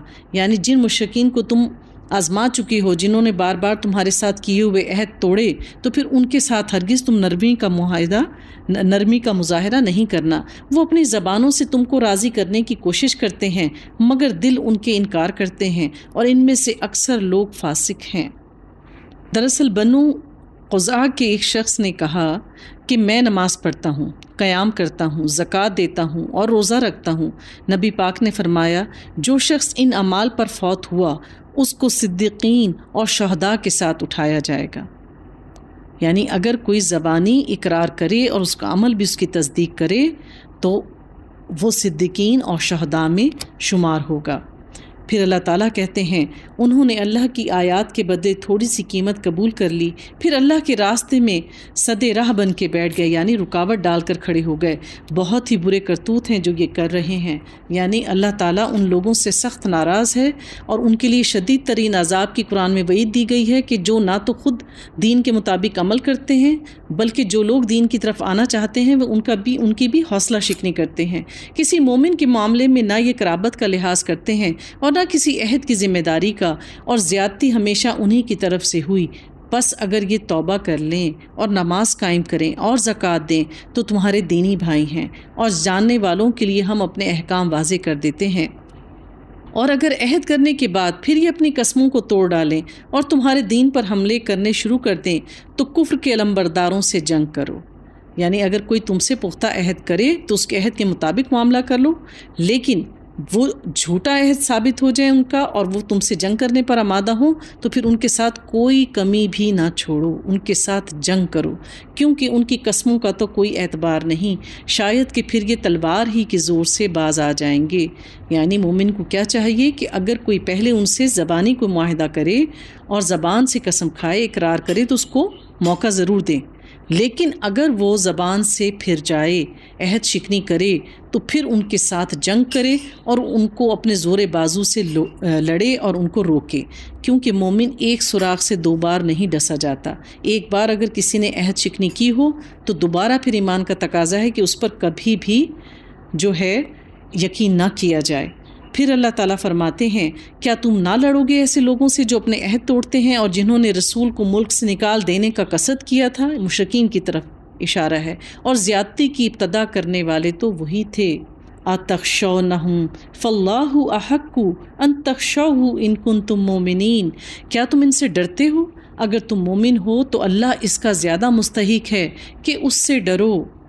یعنی مومن ہر حال میں صرف اپنے رب سے ڈرتا ہے، وہ کسی اور سے نہیں ڈرتا۔ اسی طریقے سے مومن اپنی محبت میں بھی صرف اللہ ہی کے لیے شدید ہوتا ہے، وہ اللہ کی ذات سے بڑھ کر کسی بھی چیز سے محبت نہیں کرتا، خواہ مال و دولت ہو، دنیا کا مرتبہ ہو، اس کی اولاد ہو یا اس کے اپنے خاندان والے۔ یعنی ایک مومن کا ایمان اس وقت تک مکمل نہیں ہو سکتا جب تک وہ اللہ سے اور اس کے رسول سے ان سب چیزوں سے بڑھ کر محبت نہ کرے۔ تو بات یہ ہے کہ بعض اوقات ان رشتوں کی محبت جو ہے ہمیں حق بات کہنے سے، حق کا کام کرنے سے، دین کی طرف جانے سے روکے رکھتی ہے۔ تو پھر بات یہ ہے کہ جب اللہ ہی ہمارا خالق ہے، مالک ہے، مدبر ہے، اور وہی ہر چیز کو دینے اور لینے پر قادر ہے، تو پھر ہمیں ڈرنا بھی صرف اسی سے چاہیے ہے، ہمیں لوگوں سے کم امید رکھنی چاہیے ہے۔ تو پھر اللہ تعالیٰ سورہ ملک میں فرماتے ہیں ان الذین یخشون ربہم بالغیب لہم مغفرۃ واجر کبیر، کہ جو لوگ اپنے رب سے ڈرتے ہیں، اس کی خشیت اختیار کرتے ہیں، تو بے شک اللہ تعالیٰ نے انہی کے لیے بخشش کا اور بہترین اجر کا وعدہ کیا ہے جنت کی شکل میں۔ پھر اللہ تعالیٰ فرماتے ہیں ان سے لڑو، تمہارے ہاتھوں سے ان کو سزا دلوائے گا اور انہیں ذلیل و خوار کر دے گا اور ان کے مقابلے میں تمہاری مدد کرے گا۔ یعنی کہ پہلے یہ مشرک جو ہیں وہ طاقتور تھے، تمہارے رشتہ دار بھی رہتے تھے یہاں پر، تو نہ تو تمہاری محبت اب آڑے آئے ان کو مارنے کے لیے، اور نہ ہی تمہارا کوئی دنیاوی فائدہ تمہیں ان کو قتل کرنے سے روکے، اور بہت سے مومنوں کے دل ٹھنڈے کرے گا اور ان کے قلوب کی جلن مٹا دے گا، اور جسے چاہے گا توبہ کی توفیق بھی دے گا۔ اللہ سب کچھ جاننے والا اور دانا ہے۔ اگر تم لوگوں نے یہ سمجھ رکھا ہے کہ یوں ہی چھوڑ دیے جاؤ گے، ایک غزوے میں حضرت ابوبکر صدیق کے بیٹے مشرکین کی طرف سے جنگ میں شامل ہوئے، اور جب حضرت ابوبکر صدیق ان کے سامنے آئے تو انہوں نے اپنے والد پر وار نہیں کیا۔ آپ نے بعد میں جب وہ مسلمان ہو گئے تو ان سے پوچھا کہ فلاں موقع پر اللہ نے تمہیں موقع دیا تھا کہ تم مجھے چاہتے تو قتل کر دیتے، کیونکہ تم مشرک کی طرف سے لڑ رہے تھے۔ تو انہوں نے کہا کیونکہ آپ میرے والد تھے اس لیے میں آپ کو نہیں مار سکا۔ حضرت ابوبکر صدیق نے کہا کہ خدا کی قسم اگر اس وقت میں اس حال میں ہوتا کہ میں تمہیں قتل کر سکتا تو میں ہرگز تم پر رحم نہ کرتا۔ حالانکہ ابھی اللہ نے تو یہ دیکھا ہی نہیں کہ تم میں سے کون ہیں وہ لوگ جنہوں نے اس کی راہ میں جاں فشانی کی۔ اللہ اور اس کے رسول اور مومنین کے سوا کسی کو جگری دوست نہیں بنایا۔ جو کچھ تم کرتے ہو اللہ اس سے باخبر ہے۔ مَا كَانَ لِلْمُشْرِكِينَ أَن يَعْمُرُوا مَسَاجِدَ اللَّهِ شَهِيدِينَ عَلَىٰ أَنفُسِهِمْ بِالْكُفْرِ، مشرکین کا یہ کام نہیں کہ وہ اللہ کی مسجدوں اور اس کے مجاوروں خادم بنیں، طرح کہ اپنے اوپر وہ خود کفر کی شہادت دے رہے ہیں۔ ان کے تو سارے اعمال ضائع ہو گئے اور جہنم میں انہیں ہمیشہ رہنا ہے۔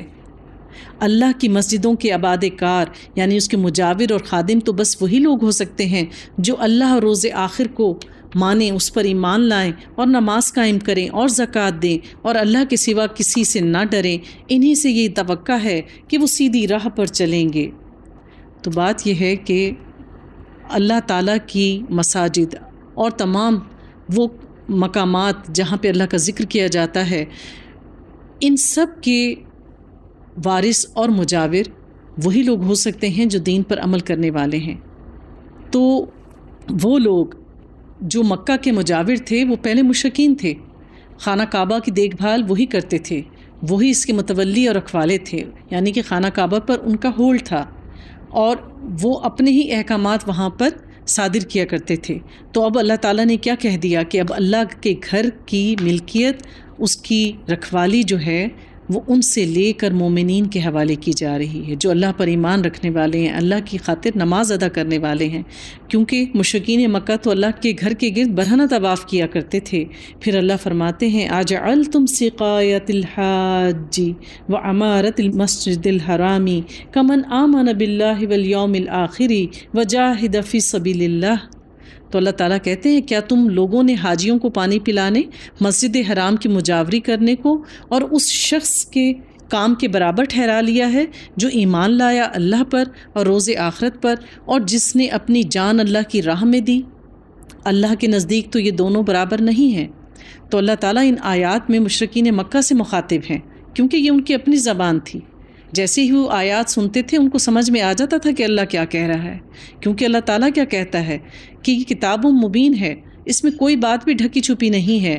تو اللہ تعالیٰ ان آیات میں مشرکین مکہ سے مخاطب ہو کے کہہ رہے ہیں کہ تم اب اللہ کے گھر کے مالک نہیں ہو۔ تم جو یہ سمجھتے ہو کہ جو لوگ یہاں پہ حج کرنے آتے ہیں کہ تم صرف ان کو پانی پلا دو اور مسجد حرام کی رکھوالی کرنے بیٹھ جاؤ، اس کے گرد طواف کرو، اور جب کہ تم اللہ پر ایمان نہیں لاتے تو صرف حاجیوں کو پانی پلا دینا جو ہے وہ ایمان لانے کے لیے کافی نہیں ہے، اللہ والا کہلانے کے لیے کافی نہیں ہے۔ ہم میں سے بھی بہت سارے لوگ ہیں جو سارا سال اللہ تعالیٰ کے احکامات کو توڑتے ہیں، اور پھر جیسے ہی رمضان آتا ہے، جیسے ہی کوئی ایسی عبادت کے مواقع آتے ہیں، وہ بڑی بڑی سبیلیں پانی کی لگا دیتے ہیں، اور پھر روزے داروں کے روزہ کھلواتے ہیں، بڑے بڑے دسترخوان کھول دیتے ہیں۔ تو پھر ایسے لوگوں کے یہ نیک اعمال ہرگز ان کو دوزخ کی آگ سے نہیں بچا سکیں گے۔ یعنی اللہ تعالیٰ نیکیاں ایمان کے ساتھ قبول کرتا ہے، ورنہ تو اگر ہم دیکھیں تو ہماری نسبت جو دیگر اقوام ہیں، جو دیگر لوگ ہیں، نہ تو وہ چیزوں میں ملاوٹ کرتے ہیں، نہ وہ جھوٹ بولتے ہیں، نہ وہ دھوکہ دیتے ہیں، وہ چیریٹی بھی زیادہ کرتے ہیں، ہم سے زیادہ اپنے فرائض کو بہتر طریقے سے انجام دیتے ہیں، یعنی ان کے جو ڈیوٹی آرز ہیں مختلف دفاتر میں وہ پورے طریقے سے ان کو سر انجام دیتے ہیں، لیکن ان کے یہ نیک اعمال ان کو آخرت میں فائدہ نہیں دیں گے۔ تو اللہ تعالیٰ یہاں پر مشرکین مکہ سے کہہ رہے ہیں کہ کیا صرف پانی پلا دینے سے اللہ کو راضی کر لو گے؟ ہرگز نہیں۔ تو اسی طریقے سے صرف مساجد کا تعمیر کر دینا یا صرف ان کی دیکھ بھال کر لینا ہی نیکیاں کمانے کا ذریعہ نہیں ہے۔ یہ بھی بہت بڑی نیکی ہے کہ مساجد قائم کی جائیں، پھر ان کی دیکھ بھال کے لیے، پھر ان کے دیگر جو انتظامی معاملات ہیں ان کے لیے پیسہ فراہم کرنا، یہ بھی نیکی کمانے کا ایک بہت بڑا ذریعہ ہے، اللہ کو راضی کرنے کا ذریعہ ہے۔ لیکن صرف یہی کرو اور اللہ کی عبادت نہ کرو تو یہ اعمال صرف جنت میں لے کے نہیں جائیں گے۔ مومن سچا وہ ہے جو اپنی جان کو اور اپنے نفس کو بھی اللہ کی خاطر لگاتا ہے، اس کے اوپر مشقت ڈالتا ہے۔ پھر اللہ فرماتے ہیں الذین آمنوا وہاجروا وجاہدوا فی سبیل اللہ باموالہم وانفسہم۔ اللہ کے نزدیک تو یہ دونوں برابر نہیں، ہاں اللہ کے ہاں تو انہی کا درجہ بڑا ہے جو ایمان لائے اور جنہوں نے اس کی راہ میں گھر بار چھوڑا اور اپنی جان سے اور اپنے مال سے جہاد کیا۔ حضرت ابو ہریرہ نے نبی پاک صلی اللہ علیہ وآلہ وسلم سے پوچھا، اے اللہ کے نبی کوئی ایسا عمل بتائیں جو جہاد فی سبیل اللہ کے برابر ہو؟ تو آپ نے فرمایا کہ اے ابو ہریرہ میں تو کوئی ایسا عمل نہیں جانتا۔ تو جہاد کیا ہے؟ جہاد ہے مسلسل کوشش، جد و جہد، زبان سے، قلم سے، مال کے ساتھ، جان کے ساتھ، تلوار کے ساتھ، اور پھر اس کے علاوہ جو لوگ اللہ کے دین کے راستے میں آنے والی رکاوٹوں کو دور کرتے ہیں، یعنی رکاوٹیں کیسے دور ہوتی ہیں کہ ایک شخص کے پاس دین کا علم ہے لیکن وہ سفر کر کے کہیں جا نہیں سکتا، سفر کے اسباب نہیں اختیار کر سکتا، جو لوگ ان کے لیے مالی مدد کرتے ہیں، سفری معاملات طے کرتے ہیں، تو ان کے لیے بھی جہاد کے برابر اللہ تعالیٰ نے اجر رکھا ہے۔ تو ہر چیز کا ایک الگ الگ درجہ ہے اللہ کی نظر میں، لیکن ایمان کے ساتھ۔ تو جو لوگ لکھ کے اللہ کے دین کی خدمت کر سکتے ہیں وہ لکھ کے کریں، جو جان لگا سکتے ہیں وہ جان لگائیں، جو مال لگا سکتے ہیں مال لگائیں، لیکن جو فرائض اللہ نے ان پر عائد کیے ہیں ان کو بھی ساتھ ساتھ پورا کریں۔ پھر اللہ فرماتے ہیں ان کا رب انہیں اپنی رحمت اور خوشنودی اور ایسی جنتوں کی بشارت دیتا ہے جہاں ان کے لیے پائیدار عیش کا سامان ہے،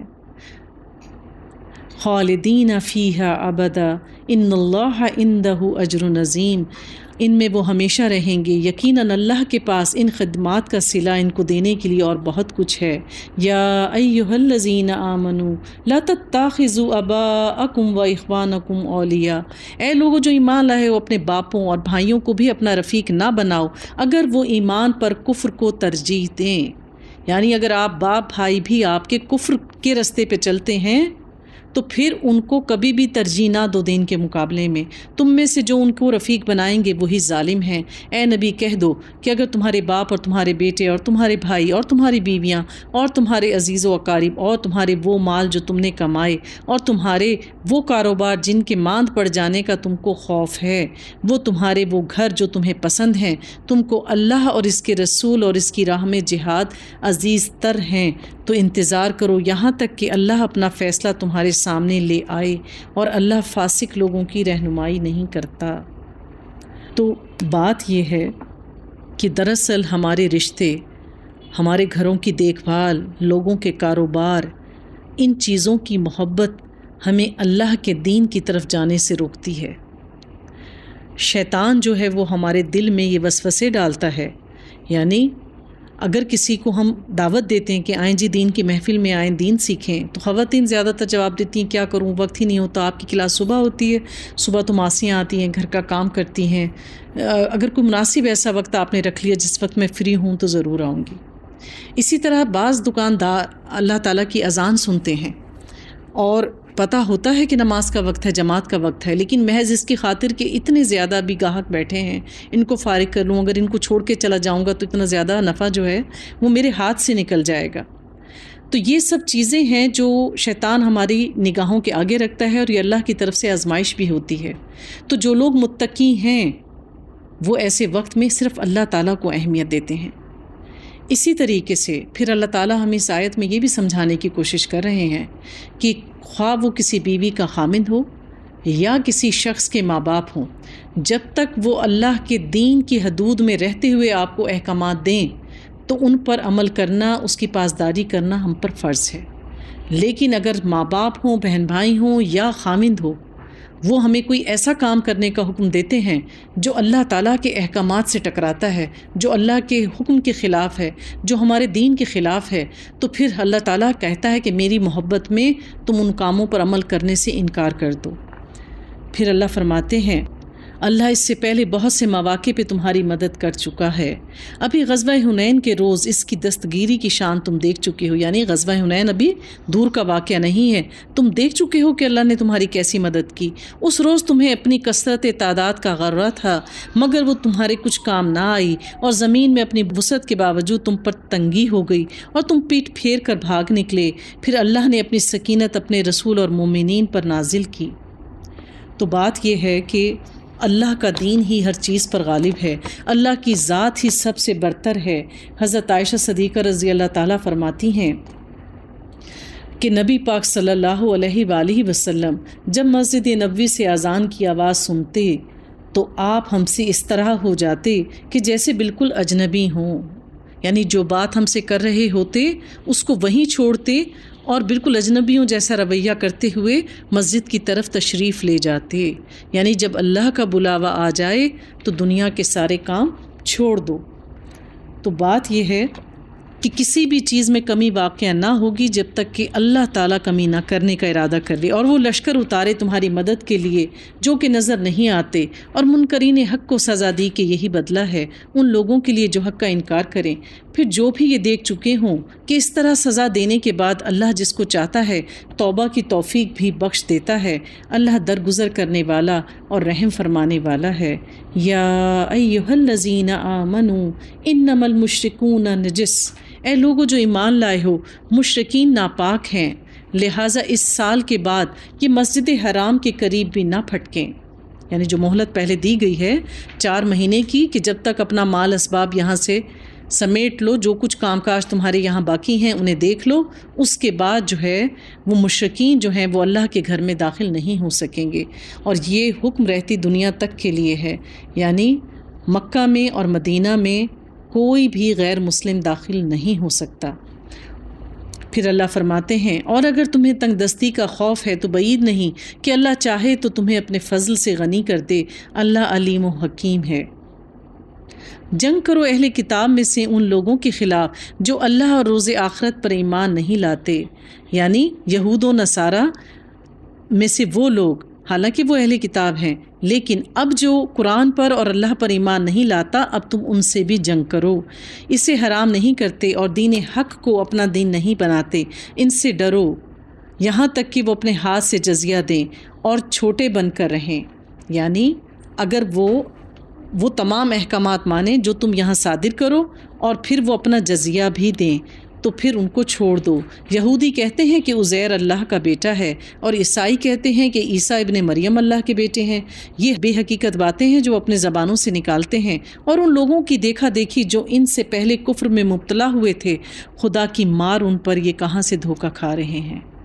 یعنی اس دور میں جو عیسائی اور یہودی موجود ہیں وہ یہ باتیں حق پر نہیں کہہ رہے، ان کا عمل اس وجہ سے ہے کہ وہ صرف اس لیے عمل کر رہے ہیں کہ انہوں نے اپنے باپ دادا کو ایسا کرتے ہوئے پایا ہے۔ انہوں نے اپنے علماء اور درویشوں کو اللہ کے سوا اپنا رب بنا لیا ہے، اور اسی طرح مسیح ابن مریم کو بھی، حالانکہ ان کو ایک معبود کے سوا کسی کی بندگی کرنے کا حکم نہیں دیا گیا تھا۔ یعنی تورات اور انجیل اگر اپنی اصل شکل میں موجود ہوتی اور یہ اس کو پڑھ پاتے تو یہ جان لیتے کہ عیسیٰ نے بھی اور موسیٰ نے بھی دونوں نے اپنی امت کو صرف یہی حکم دیا تھا کہ تم ایک رب کی عبادت کرنا، وہ جس کے سوا کوئی مستحق عبادت نہیں، وہ تو پاک ہے۔ سبحانہ عما یشرکون، اللہ اس شرک سے پاک ہے جو وہ کرتے ہیں۔ یہ لوگ چاہتے ہیں کہ اللہ کی روشنی کو اپنی پھونکوں سے بجھا دیں۔ کیا ہے اللہ کی روشنی؟ دین اسلام۔ یعنی یہود و نصارہ ہمیشہ سے چاہتے ہیں کہ وہ سازشیں کر کے دین اسلام کو ختم کر دیں، مگر اللہ اپنی روشنی کو مکمل کیے بغیر ماننے والا نہیں۔ اللہ تعالیٰ کہتے ہیں قیامت اس وقت تک واقع نہ ہوگی جب تک اس دنیا کے ہر کچے اور پکے مکان تک اللہ کا نام اور اللہ کا دین نہ پہنچ جائے۔ انشاءاللہ ہم اپنی زندگی میں اس کام کو ہوتے ہوئے ضرور دیکھیں گے، خواہ کافروں کو یہ کتنا ہی ناگوار ہو۔ وہ اللہ ہی ہے جس نے اپنے رسول کو ہدایت اور دین حق کے ساتھ بھیجا تاکہ اسے پوری جنس دین پر غالب کر دے، خواہ مشرکوں کو یہ کتنا ہی ناگوار گزرے۔ یعنی غیر مسلم کتنا ہی اس چیز کو ناپسند کیوں نہ کرتے ہوں، مسلمانوں پر کتنی ہی الزامات لگائیں یا ان کے خلاف سازشیں کریں یا ان پر پابندیاں لگائیں، لیکن ہمیں اپنا حوصلہ کم نہیں کرنا چاہیے۔ اللہ کے دین کی سربلندی کے لیے ہر حال میں کوشش کرتے رہنا چاہیے۔ پھر اللہ فرماتے ہیں یا ایھا الذین آمنوا ان کثیرا من الاحبار والرہبان لیأکلوا اموال الناس بالباطل، اے لوگوں جو ایمان لائے ہو، ان اہل کتاب کے اکثر علماء اور درویشوں کا حال یہ ہے کہ وہ لوگوں کے مال باطل طریقوں سے کھاتے ہیں اور انہیں اللہ کی راہ سے روکتے ہیں۔ یعنی ان کے علماء کا تو حال یہ تھا، چونکہ ان کی کتابوں میں بھی ان کی شریعتوں میں بھی صدقہ، خیرات اور زکوٰۃ کسی نہ کسی شکل میں موجود تھے، لیکن وہ کیا کیا کرتے تھے کہ وہ اس کو جھوٹے طریقے سے اپنے پاس رکھا کرتے تھے۔ کیسے رکھا کرتے تھے؟ حضرت سلیمان فارسی، ہم سب ان سے بخوبی واقف ہیں، نبی پاک صلی اللہ علیہ وآلہ وسلم کی صحبت اختیار کرنے سے پہلے حضرت سلیمان فارسی نے دین کا علم حاصل کرنے کے لیے بہت زیادہ سفر کیا تھا۔ تو جب وہ اپنے اس علم کی جستجو کے سفر میں سفر کرتے کرتے ایک عیسائی راہب کے پاس پہنچے تو آپ اس کے پاس رہنے لگے۔ آپ نے دیکھا کہ یہ جو عیسائی راہب ہے یہ لوگوں کے صدقے اور خیرات کا جو مال ہے اس کو ان سے لے کے جمع تو کر لیتا ہے، لیکن وہ غریب لوگوں پر اس کو خرچ نہیں کرتا۔ اس طرح اس نے اپنی قوم کے لوگوں سے مال اکٹھا کر کے سونے اور چاندی کے سکوں سے 7 مٹکے جمع کر رکھے تھے اور ان کو زمین کے نیچے چھپا رکھا تھا۔ پھر اتفاق ہوا کہ وہ جو راہب تھا عیسائی کچھ عرصے کے بعد فوت ہو گیا۔ جب اس کو دفنا دیا گیا تو آپ نے اس کے جو عمل کرنے والے تھے، اس کے جو پیروکار لوگ تھے عیسائی، آپ نے ان سے مخاطب ہو کے کہا حضرت سلیمان فارسی نے کہ تمہارا جو یہ عالم تھا جس کو تم بظاہر بہت اچھا اور نیک سمجھتے تھے، دراصل یہ ایک اچھا انسان نہیں تھا۔ انہیں بہت تعجب ہوا اور انہوں نے کہا کہ تم اس پر بہتان لگا رہے ہو، ہمیں کوئی ثبوت پیش کرو۔ تو آپ نے ان کو لے جا کر وہ زمین کے نیچے چھپے ہوئے 7 سونے اور چاندی کے مٹکے دکھائے اور انہیں اس کی اصلیت کے بارے میں بتایا۔ اسی طرح نبی پاک صلی اللہ علیہ وآلہ وسلم نے فرمایا کہ جن لوگوں کو اللہ تعالیٰ نے مال و دولت عطا کی ہے لیکن اس کے باوجود وہ زکوٰۃ ادا نہیں کرتے، تو آپ نے فرمایا کہ یہ مال قیامت کے دن ایک گنجے سانپ کی شکل اختیار کر جائے گا، یعنی اللہ تعالیٰ ان کے مال کو ایک گنجے سانپ کی شکل میں ان پر مسلط کر دیں گے جو ان کو مستقل ڈستا رہے گا۔ تو پھر اللہ تعالیٰ فرماتے ہیں کہ ایک دن آئے گا کہ اسی سونے چاندی پر جہنم کی آگ دہکائی جائے گی اور پھر اسی سے ان لوگوں کی پیشانیوں اور پہلوؤں اور پیٹھوں کو داغا جائے گا، یعنی وہ سونا اور چاندی گرم کر کے ان کی پیٹھوں پر داغا جائے گا، ضرب لگائی جائے گی، اسے زخم پہنچائے جائیں گے۔ یہ ہے وہ خزانہ جو تم نے اپنے لیے جمع کیا تھا، لو اب اپنی سمیٹی ہوئی دولت کا مزہ چکھو۔ اور ہم اس بات کو اچھی طریقے سے جان لیں، جو مال رشوت کے ذریعے، دھوکے کے ذریعے، یتیم کا مال کھا کر اور زکوٰۃ بغیر نکالے جمع کیا جاتا ہے، آپ غور کریں ان لوگوں پر، یا تو ان کی اولاد بے راہ روی کا شکار ہو جاتی ہے یا وہ لوگ موذی امراض میں مبتلا ہو جاتے ہیں، یا اللہ تعالیٰ ان کو دیوالیہ کر دیتا ہے، یا دشمن کو ان پر مسلط کر دیتا ہے، اس دنیا میں بھی وہ لوگ اللہ کا عذاب بھگتتے ہیں، اور آخرت کا عذاب تو نہ ختم ہونے والا ہے۔ حقیقت یہ ہے کہ مہینوں کی تعداد جب سے اللہ نے آسمان اور زمین پیدا کیے ہیں، اللہ کے نوشتے میں 12 ہی ہیں، اور ان میں سے 4 مہینے حرام ہیں۔ دنوں کے نام اور دنوں کی تعداد 1 ہفتے کے، اسی طرح مہینوں کی 12 تعداد کے 1 سال میں 12 مہینے ہیں۔ یہ سب اللہ تعالیٰ نے روز ازل سے طے کیے ہوئے ہیں، اور حرمت کے 4 مہینے یہ بھی اللہ نے ہی طے کیے ہیں کہ اس میں جنگ نہ کی جائے، یہی ٹھیک ضابطہ حیات ہے۔ لہٰذا ان 4 مہینوں میں سے اپنے اوپر ظلم نہ کرو، اور مشرکوں سے سب مل کر لڑو جس طرح وہ سب مل کر تم سے لڑتے ہیں، اور جان رکھو کہ اللہ متقیوں کے ساتھ ہے۔ نسی تو کفر میں ایک مزید کافرانہ حرکت ہے جس سے یہ کافر لوگ گمراہی میں مبتلا کیے جاتے ہیں۔ کسی سال 1 مہینے کو حلال کر لیتے ہیں اور کسی سال اس کو حرام قرار دیتے ہیں۔ یعنی کافروں کا ایک طریقہ یہ بھی تھا کہ اگر انہیں کوئی کام ایسا کرنا ہوتا جو کہ اسی مہینے میں ضروری ہوتا تو وہ کہتے کہ چلو ہم خود سے ایزیوم کر لیتے ہیں کہ ہم اس سال جو ہے وہ شعبان کے مہینے کو رجب تصور کر لیتے ہیں۔ اسی طرح اپنی مرضی سے جس مہینے کو چاہتے وہ حرمت والا بنا دیا کرتے تھے، تاکہ اللہ کے حرام کیے ہوئے مہینوں کی تعداد پوری بھی کر دیں اور اللہ کے حرام کیا ہوا حلال بھی کر لیں، اور پھر اس کے بدلے کسی اور مہینے کو اس کا نام دے دیا کرتے تھے۔ ان کے برے اعمال ان کے لیے خوشنما بنا دیے گئے ہیں، اور اللہ ان منکرین حق کو ہدایت نہیں دیا کرتا۔ یا ایھا الذین آمنوا ما لکم اذا قیل لکم انفروا فی سبیل اللہ اثقلتم الی الارض۔ تو اللہ تعالیٰ کہہ رہے ہیں اے لوگو جو ایمان لائے ہو، تمہیں کیا ہو گیا ہے کہ جب تم سے اللہ کی راہ میں نکلنے کے لیے کہا گیا تو تم زمین سے چمٹ کر رہ گئے؟ کس چیز نے تمہیں روک دیا؟ کیا تم نے آخرت کے مقابلے میں دنیا کی زندگی کو پسند کر لیا؟ ایسا ہے تو تمہیں معلوم ہو کہ دنیاوی زندگی کا یہ سامان آخرت سے بہت تھوڑا ہے۔ الدنیا متاع الغرور، دنیا کی زندگی تو ایک دھوکے کا سامان ہے، اور دنیا کی زندگی تو بہت حقیر ہے۔ یعنی اللہ تعالیٰ فرماتے ہیں کہ دنیا کی بہترین نعمت جنت میں کوڑا رکھنے کی جگہ سے بھی حقیر ہے۔ یعنی دنیا کی بادشاہت بھی کسی کو مل جائے تو وہ جنت میں کوڑا رکھنے کی جگہ سے بھی حقیر ہے۔ یعنی اس دنیا کی قیمت جو ہے جنت کے مقابلے میں مچھر اور مکھی کے پر سے بھی زیادہ حقیر ہے۔ تو اس لیے ہمیں اللہ کو ناراض کر کر اس دنیا کی کوئی بھی نعمت ملے تو ہمارے ایمان کا تقاضا ہے کہ ہم ہرگز اپنے ایمان کا سودا نہ کریں۔ تو اگر آخرت کی راحت مطلوب ہے تو کیا ہے پھر کہ ہمیں اس دنیا میں اپنی جان کو مشقت میں ڈالنا ہوگا، ہمیں مشکلات سے گزرنا ہوگا، اپنے دین کو ترجیح دینی ہوگی۔ نبی پاک نے فرمایا جس نے دنیا طلب کی اس نے اپنی آخرت کو نقصان پہنچایا، اور جس نے آخرت کی طلب کی تو اس نے اپنی دنیا کو نقصان پہنچایا۔ بس تم باقی رہ جانے والی چیز کی فکر کرو۔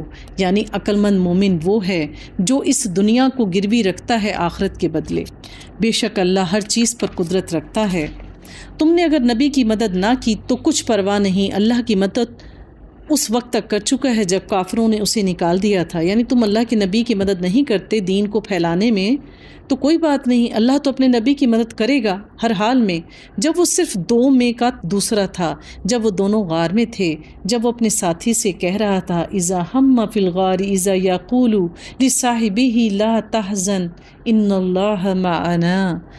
غار ثور کا واقعہ بتایا جا رہا ہے۔ جب آپ راتوں رات نکلے، حضرت علی آپ کے بستر پر سوئے، اور حضرت ابو بکر صدیق جن کو یار غار کہا گیا بعد میں، وہ آپ کے ساتھ غار ثور میں تھے۔ مکڑی نے جالا بن کر آپ کی حفاظت کی، اور پھر آپ اس غم کے موقع پہ کہہ رہے تھے کہ آپ غم نہ کریں، اللہ ہمارے ساتھ ہے۔ اس وقت اللہ نے اس پر اپنی طرف سے سکون قلب نازل کیا اور اس کی مدد ایسے لشکروں سے کی جو تم کو نظر نہ آتے تھے، اور کافروں کا بول نیچا کر دیا، اور اللہ کا بول تو ہمیشہ اونچا ہی ہے۔ اللہ زبردست اور دانا اور بینا ہے۔ انفروا خفافا وثقالا وجاہدوا باموالکم وانفسکم فی سبیل اللہ۔ نکلو خواہ ہلکے ہو یا بوجھل ہو، اور جہاد کرو اللہ کی راہ میں اور اپنے مالوں اور اپنی جانوں کے ساتھ، یہ تمہارے لیے بہتر ہے۔ یعنی خواہ آپ کم ہوں یا زیادہ، اللہ کے دین کی خاطر جہاد کے لیے نکلو۔ اسی طرح مال کم ہے یا تھوڑا، اس کے ساتھ ہی جہاد کرو، یعنی اللہ کی راہ میں لگو۔ اے نبی، اگر فائدہ سہل حصول ہوتا اور سفر ہلکا ہوتا تو وہ ضرور تمہارے پیچھے چلنے پر آمادہ ہو جاتے، مگر ان پر تو یہ راستہ بہت کٹھن ہو گیا، یعنی حق کا راستے پر چلنا کچھ آسان نہیں ہے۔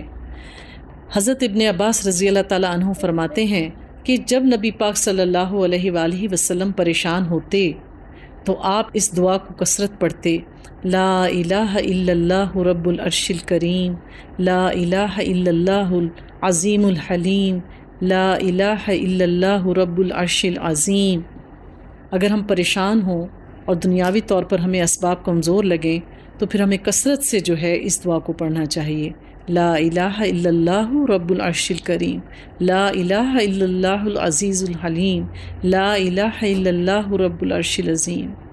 اسی طریقے سے اگر انسان دلی طور پر دکھی ہو کسی بھی چیز کے جانے پر، کسی بھی غم کے ملنے پر، تو پھر اگر ہم اس دعا کو کثرت سے پڑھیں، اللہ اللہ ربی لا اشرک بہ شیئا، اللہ اللہ ربی لا اشرک بہ شیئا، تو پھر اللہ تعالیٰ ہمیں بہت زیادہ سکون قلب عطا کرتے ہیں اور ہمیں صبر آ جاتا ہے۔ اے نبی، اگر فائدہ سہل ہوتا تو سفر ہلکا ہوتا تو ضرور آپ کے ساتھ نکل پڑتے، یعنی جو منافقین ہوتے ہیں وہ آسانی ڈھونڈتے ہیں، جبکہ مومن جو ہے وہ آسانی نہیں دیکھتا، بس اللہ کی رضا دیکھتا ہے۔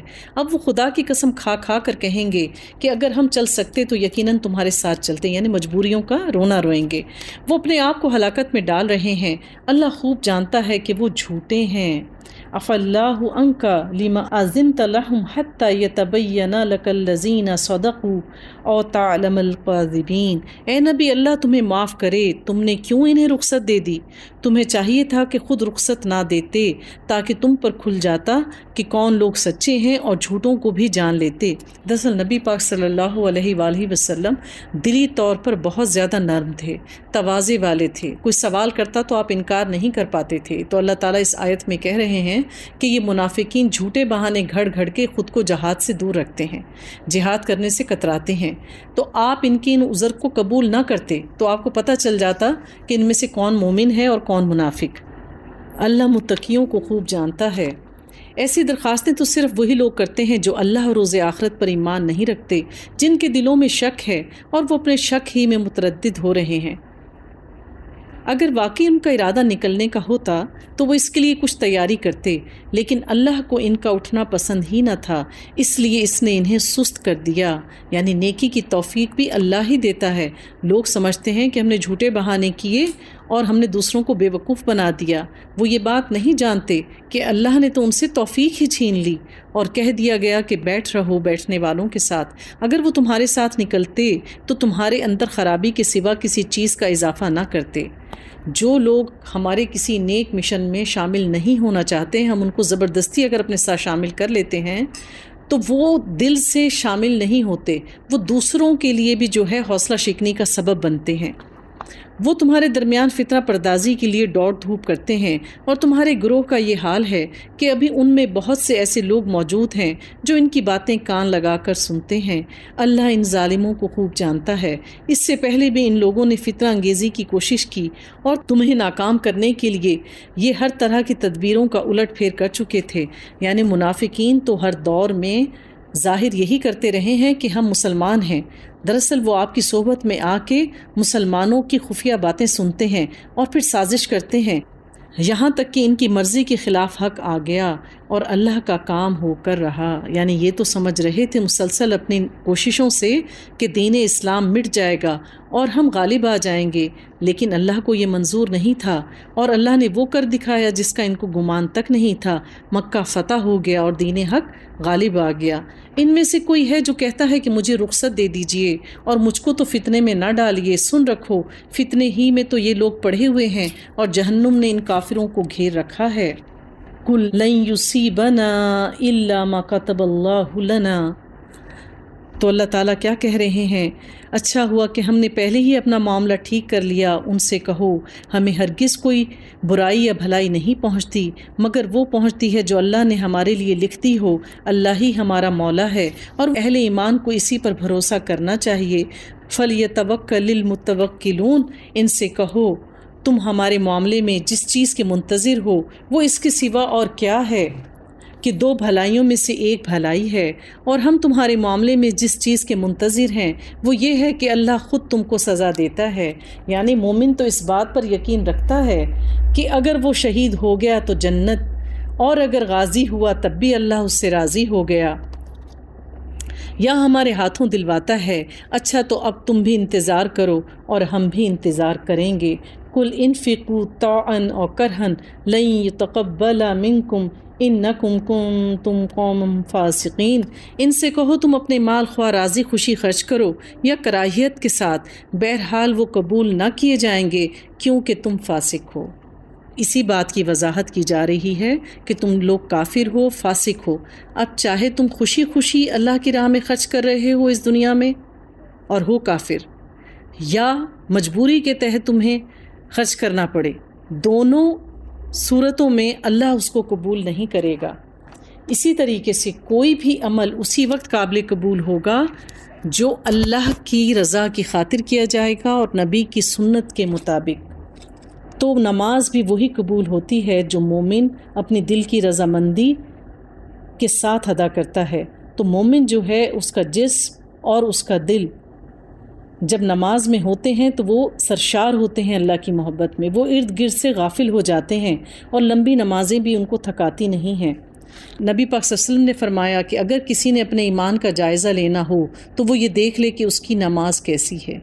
یعنی جو لوگ انتہائی سکون کے ساتھ، توجہ کے ساتھ، اچھی تلاوت کے ساتھ نماز ادا کرتے ہیں، ان کے دل میں ان کا ایمان اتنا ہی مزین ہوتا ہے، خوبصورت ہوتا ہے۔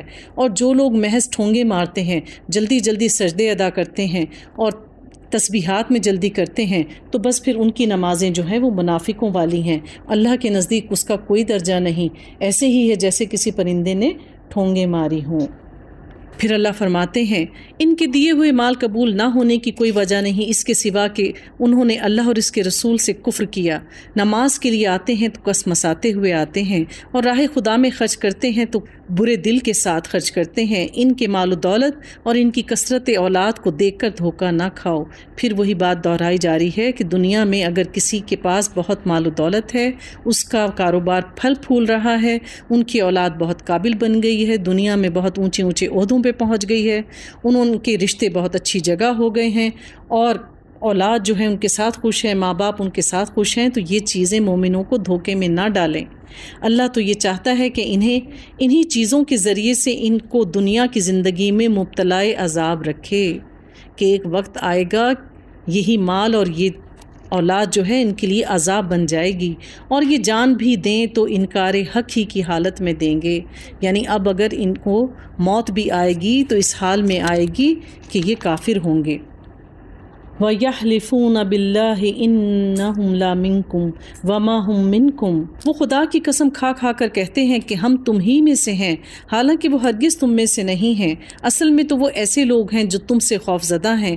اگر وہ کوئی جائے پناہ پا لیں یا کوئی کھوہ میں گھس کے بیٹھ جانے کی جگہ ہو تو وہ بھاگ کر اس میں جا چھپیں۔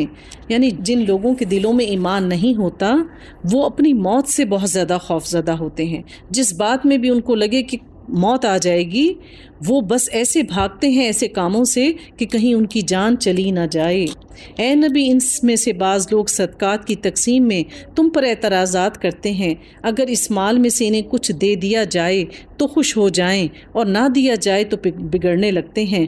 کیا اچھا ہوتا کہ اللہ اور رسول نے جو کچھ بھی انہیں دیا تھا اس پر وہ راضی رہتے اور کہتے کہ اللہ ہمارے لیے کافی ہے اور وہ اپنے فضل سے ہمیں اور بہت کچھ دے گا۔ اِنَّا إِلَى اللَّهِ رَاغِبُونَ، اور ہم اللہ ہی کی طرف نظر جمائے ہوئے ہیں۔ کاش اگر وہ ایسا کرتے تو ان کے حق میں اچھا ہوتا۔ إِنَّمَا الصَّدَقَاتُ لِلْفُقَرَاءِ وَالْمَسَاكِينِ وَالْعَامِلِينَ عَلَيْهَا، صدقات و خیرات و زکوٰۃ صرف مسکینوں فقیروں کے لیے ہیں اور ان کے وصول کرنے والوں کے لیے، اور ان لوگوں کے لیے جن کی دل جوئی مقصود ہوتی ہے، اور گردنیں چھڑانے والوں اور قرض داروں کے لیے۔ یعنی پھر بتایا جا رہا ہے کہ خیرات اور زکوٰۃ یتیموں کے لیے ہے، مسکینوں کے لیے ہے، اور وہ لوگ جو جنگ میں قید ہو جاتے تھے ان کے لیے فدیہ ادا کیا جائے۔ لیکن آج کل کے دور میں چونکہ اس طرح سے جنگی قیدی نہیں ہوتے تو وہ لوگ جو مومن ہوں اور وہ کسی بھی جھوٹے مقدمے کی وجہ سے جیلوں میں بند ہیں اور ان کے لیے کوئی مقدمات لڑنے والا یا ان کا جرمانہ ادا کرنے والا نہیں ہے، تو ہمیں زکوٰۃ سے اور صدقات سے ایسے لوگوں کے مقدمات لڑنے چاہیے، جو بھی کچھ ان کا جرمانہ ہے اس کو ادا کر کے اس رقم کو اس میں لگایا جا سکتا ہے۔ اور وابن السبیل، مسافروں پر بھی ان مالوں کو خرچ کیا جا سکتا ہے۔ فرض ہے کہ اللہ کی طرف سے، اور اللہ خوب علم رکھنے والا ہے، ان میں سے وہ بھی ہیں جو پیغمبر کو تکلیف دیتے ہیں اور کہتے ہیں کہ وہ کان کا کچا ہے، نعوذ باللہ۔ آپ کہہ دیجئے کہ یہ کان کا کچا ہونا تمہارے لیے بہتر ہے، یعنی نبی پاک پر کہتے تھے یہ تو بس جو بات سنتے ہیں اس پر یقین کر لیتے ہیں۔ تو کیا کہہ رہے ہیں کہ جب تم جھوٹے بہانے بناتے ہو تب بھی تو یہی نبی یقین کرتا ہے، دراصل اس کا کان کا کچا ہونا تو تمہیں ہی فائدہ دے رہا ہے۔ وہ اللہ پر ایمان رکھتا ہے اور مسلمانوں کی بات کا یقین کرتا ہے، اور تم میں سے جو اہل ایمان ہیں یہ ان کے لیے رحمت ہے۔ رسول اللہ کو جو لوگ تکلیف دیتے ہیں ان کے لیے دردناک عذاب ہے۔ تو جو لوگ اللہ کے نبی کی دل آزاری کرتے ہیں اللہ کے پاس ان کے لیے دردناک عذاب ہے۔ محض تمہیں خوش کرنے کے لیے تمہارے سامنے اللہ کی قسمیں کھاتے ہیں، حالانکہ اگر یہ ایماندار ہوتے تو اللہ اور اس کا رسول راضی کرنے کے زیادہ مستحق تھے۔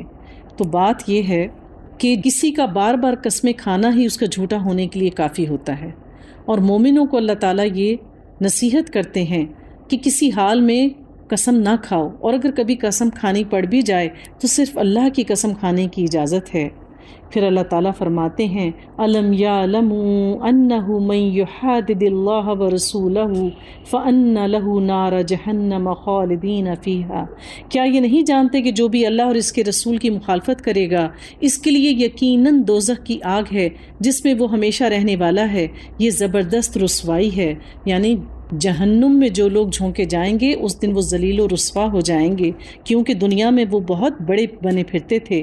منافق کو ہر وقت اس بات کا کھٹکا لگا رہتا ہے کہ کہیں مسلمانوں پر کوئی صورت نہ اترے، یعنی جو منافقین تھے ہر وقت ان کو یہ دھوکہ لگا رہتا تھا، ہر وقت وہ اس غم میں مبتلا رہتے تھے کہ کہیں وحی کے ذریعے اللہ تعالیٰ مسلمانوں پر، اللہ کے نبی پر ہمارے دل کا حال نہ کھول دے۔ اور پھر اللہ تعالیٰ نے ایک وحی کے ذریعے نبی پاک صلی اللہ علیہ وآلہ وسلم کو منافقین کے نام جو تھے وہ بتا دیے تھے۔ کہہ دیجئے کہ تم مذاق اڑاتے رہو، یقیناً اللہ اسے ظاہر کرنے والا ہے جس سے تم ڈر بک رہے ہو۔ اگر آپ ان سے پوچھیں تو صاف کہہ دیں گے کہ ہم تو یوں ہی آپس میں ہنس بول رہے تھے، جبکہ وہ کانوں میں مسلمانوں کے خلاف بھپتیاں کستے تھے۔ کہہ دیجئے کہ اللہ، اس کی آیتیں اور اس کا رسول ہی تمہاری ہنسی مذاق کے لیے رہ گئے ہیں۔ تم بہانے نہ بناؤ، یقیناً تم اپنے ایمان کے بعد بے ایمان ہو گئے ہو۔ ہم تم میں سے کچھ لوگوں سے درگزر بھی کر لیں تو کچھ لوگوں کو سنگین سزا بھی دیں گے، کیونکہ وہ واقعی مجرم ہیں۔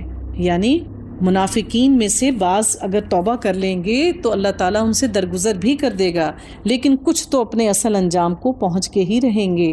المنافقون والمنافقات بعضهم من بعض، تمام منافق مرد و عورتیں آپس میں ایک ہی ہیں۔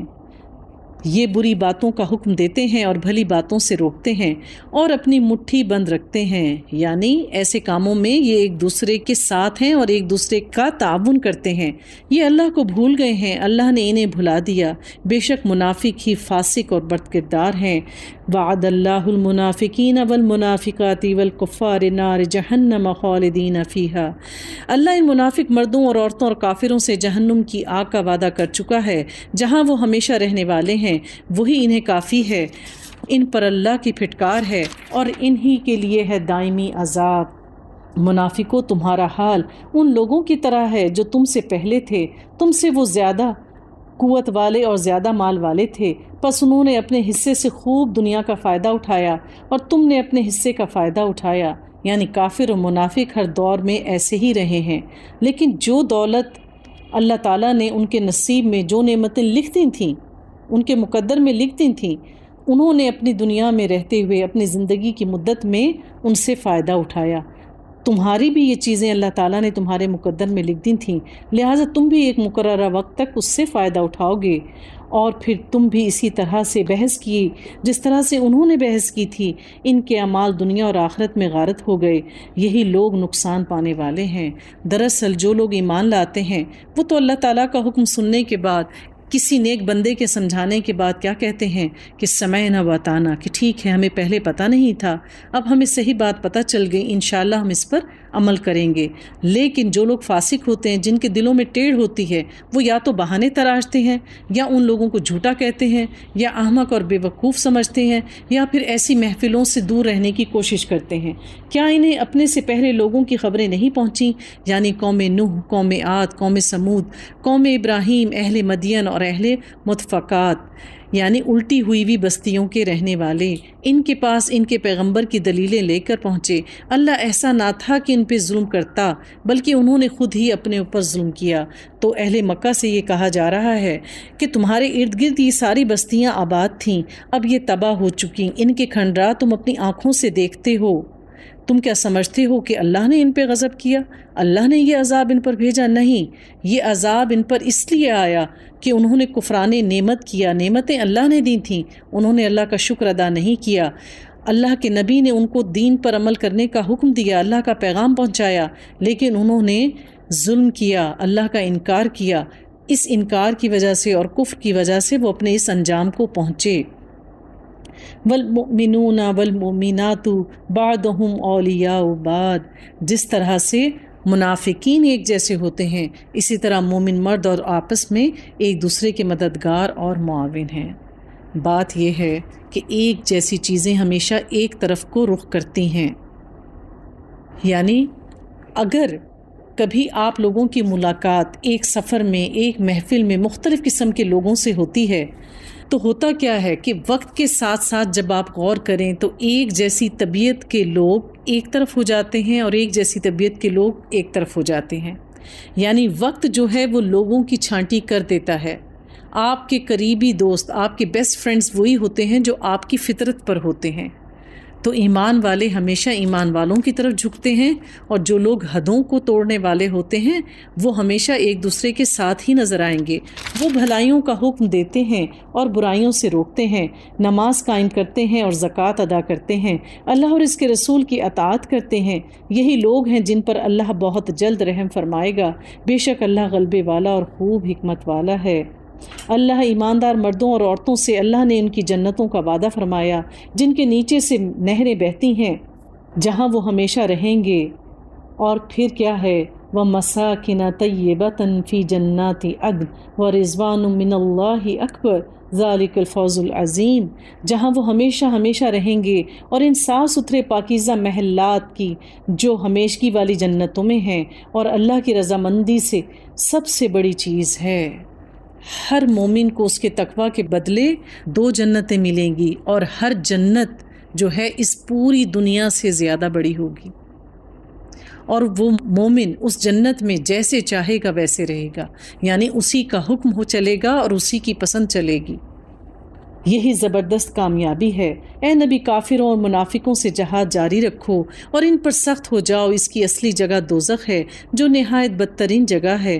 وہ اللہ کی قسمیں کھا کر کہتے ہیں کہ انہوں نے نہیں کہا، حالانکہ یقیناً کفر کا کلمہ ان کی زبان سے نکل چکا، اور وہ اپنے اسلام کے بعد کافر ہو گئے، اور انہوں نے اس کام کا قصد بھی کیا جو وہ پورا نہیں کر سکے۔ وہ صرف اسی بات کا انتقام لے رہے ہیں کہ انہیں اللہ نے اپنے فضل سے اور اس کے رسول نے دولت مند کر دیا۔ اگر وہ اب بھی توبہ کر لیں تو یہ ان کے حق میں بہتر ہے، اور اگر منہ موڑے رہیں تو اللہ انہیں دنیا اور آخرت میں دردناک عذاب دے گا، اور زمین بھر میں ان کا کوئی حمایتی اور مددگار نہیں ہوگا۔ اللہ تعالیٰ منافقین کی منافقت کو اس دنیا میں تو چھپ جائے گی، واللہ عالم ما فی الصدور، کہ اللہ تعالیٰ تو جانتا ہے جو کچھ ان کے دلوں میں ہے۔ ان میں وہ بھی ہیں جنہوں نے اللہ سے عہد کیا تھا کہ اگر وہ ہمیں اپنے فضل سے مال دے گا تو ہم ضرور صدقہ اور خیرات کریں گے اور پکی طرح نیکوکار ہو جائیں گے، لیکن جب اللہ نے اپنے فضل سے انہیں دیا تو وہ اس میں بخیلی کرنے لگے اور ٹار مٹول کر کے منہ موڑ لیا۔ یعنی ہم میں سے بہت سارے لوگ مشکل پڑنے پر اللہ سے منتیں مانتے ہیں، وعدے کرتے ہیں، لیکن جب مشکل اور پریشانی گزر جاتی ہے تو ہم اللہ سے کیے ہوئے وعدوں کو بھول جاتے ہیں۔ تو آپ لوگ جان لیں کہ اگر کوئی منت مانی جاتی ہے، اول تو منت کسی غیر اللہ سے ماننا جائز نہیں۔ اگر مشکل میں کوئی روزہ، کوئی نماز، کوئی نفل، کوئی خیرات، کوئی صدقہ، کوئی حج، کوئی عمرہ، کسی بھی قسم کا نیک کام کی اگر کوئی منت مانتا ہے اللہ کی طرف کر کے، تو پھر ہر حال میں وہ منت پوری کرنی چاہیے، کیونکہ منت قسم ہے، وعدہ ہے، اور وعدوں کی پوچھ ہوگی۔ بس اس کی سزا میں اللہ نے ان کے دلوں میں نفاق ڈال دیا اللہ سے ملنے کے دن تک، کیونکہ انہوں نے اللہ سے کیے ہوئے وعدے کا خلاف کیا اور اس کے لیے وہ جھوٹ بولتے رہے۔ الم یعلموا ان اللہ یعلم سرهم ونجواهم وان اللہ علام الغیوب، کیا وہ نہیں جانتے کہ اللہ کو ان کے دل کا بھید اور ان کی سرگوشی سب معلوم ہے، اور اللہ غیب کی تمام باتوں کا خبردار ہے۔ اللہ تو ان کے دل میں اٹھتے ہوئے گمانوں سے بھی واقف ہے۔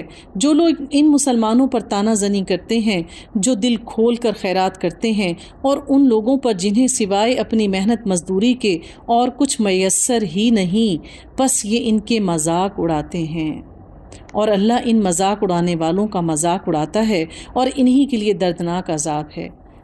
تو بات یہ ہے کہ جو لوگ محنت مزدوری کرتے ہیں، سفید پوش ہیں، ہمیں ان پر اپنا مال، اپنی زکوٰۃ اور صدقات خرچ کرنی چاہیے۔ تو ہمارے یہ مزدور طبقہ وہ بہت پریشانی کے دن گزار رہے ہیں، ہمیں چاہیے کہ ہم اپنے صدقات، خیرات اور زکوٰۃ میں سے ان کی بہترین مدد کریں۔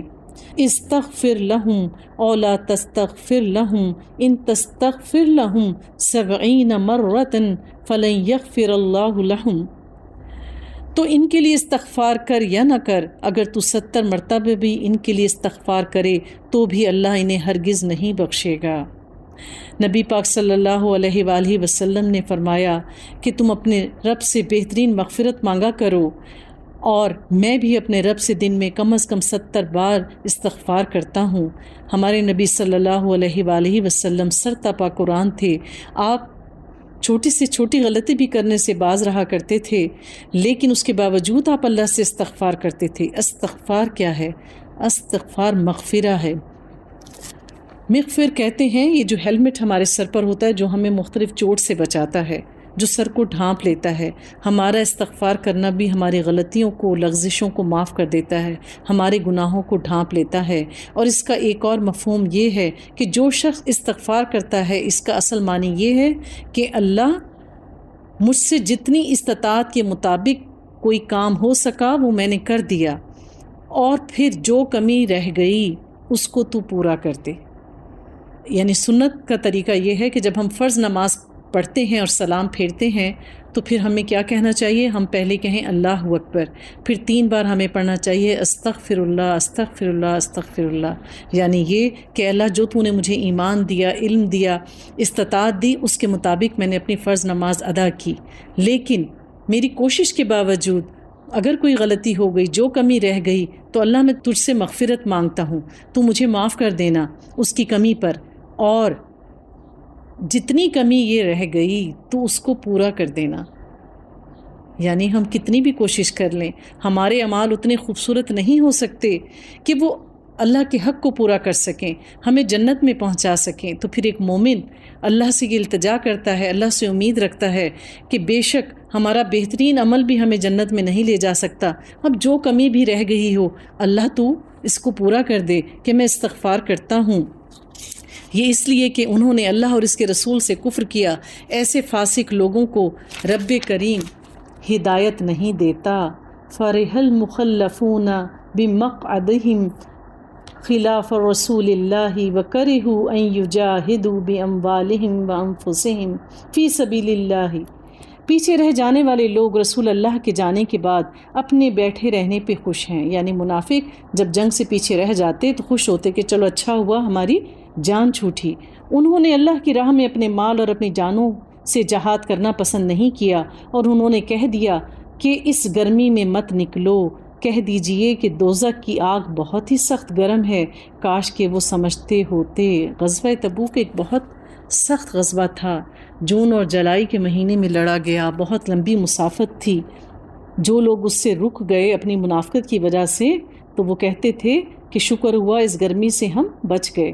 پس انہیں چاہیے کہ بہت کم ہنسیں اور بہت زیادہ روئیں، بدلے میں اس کے جو وہ کرتے ہیں۔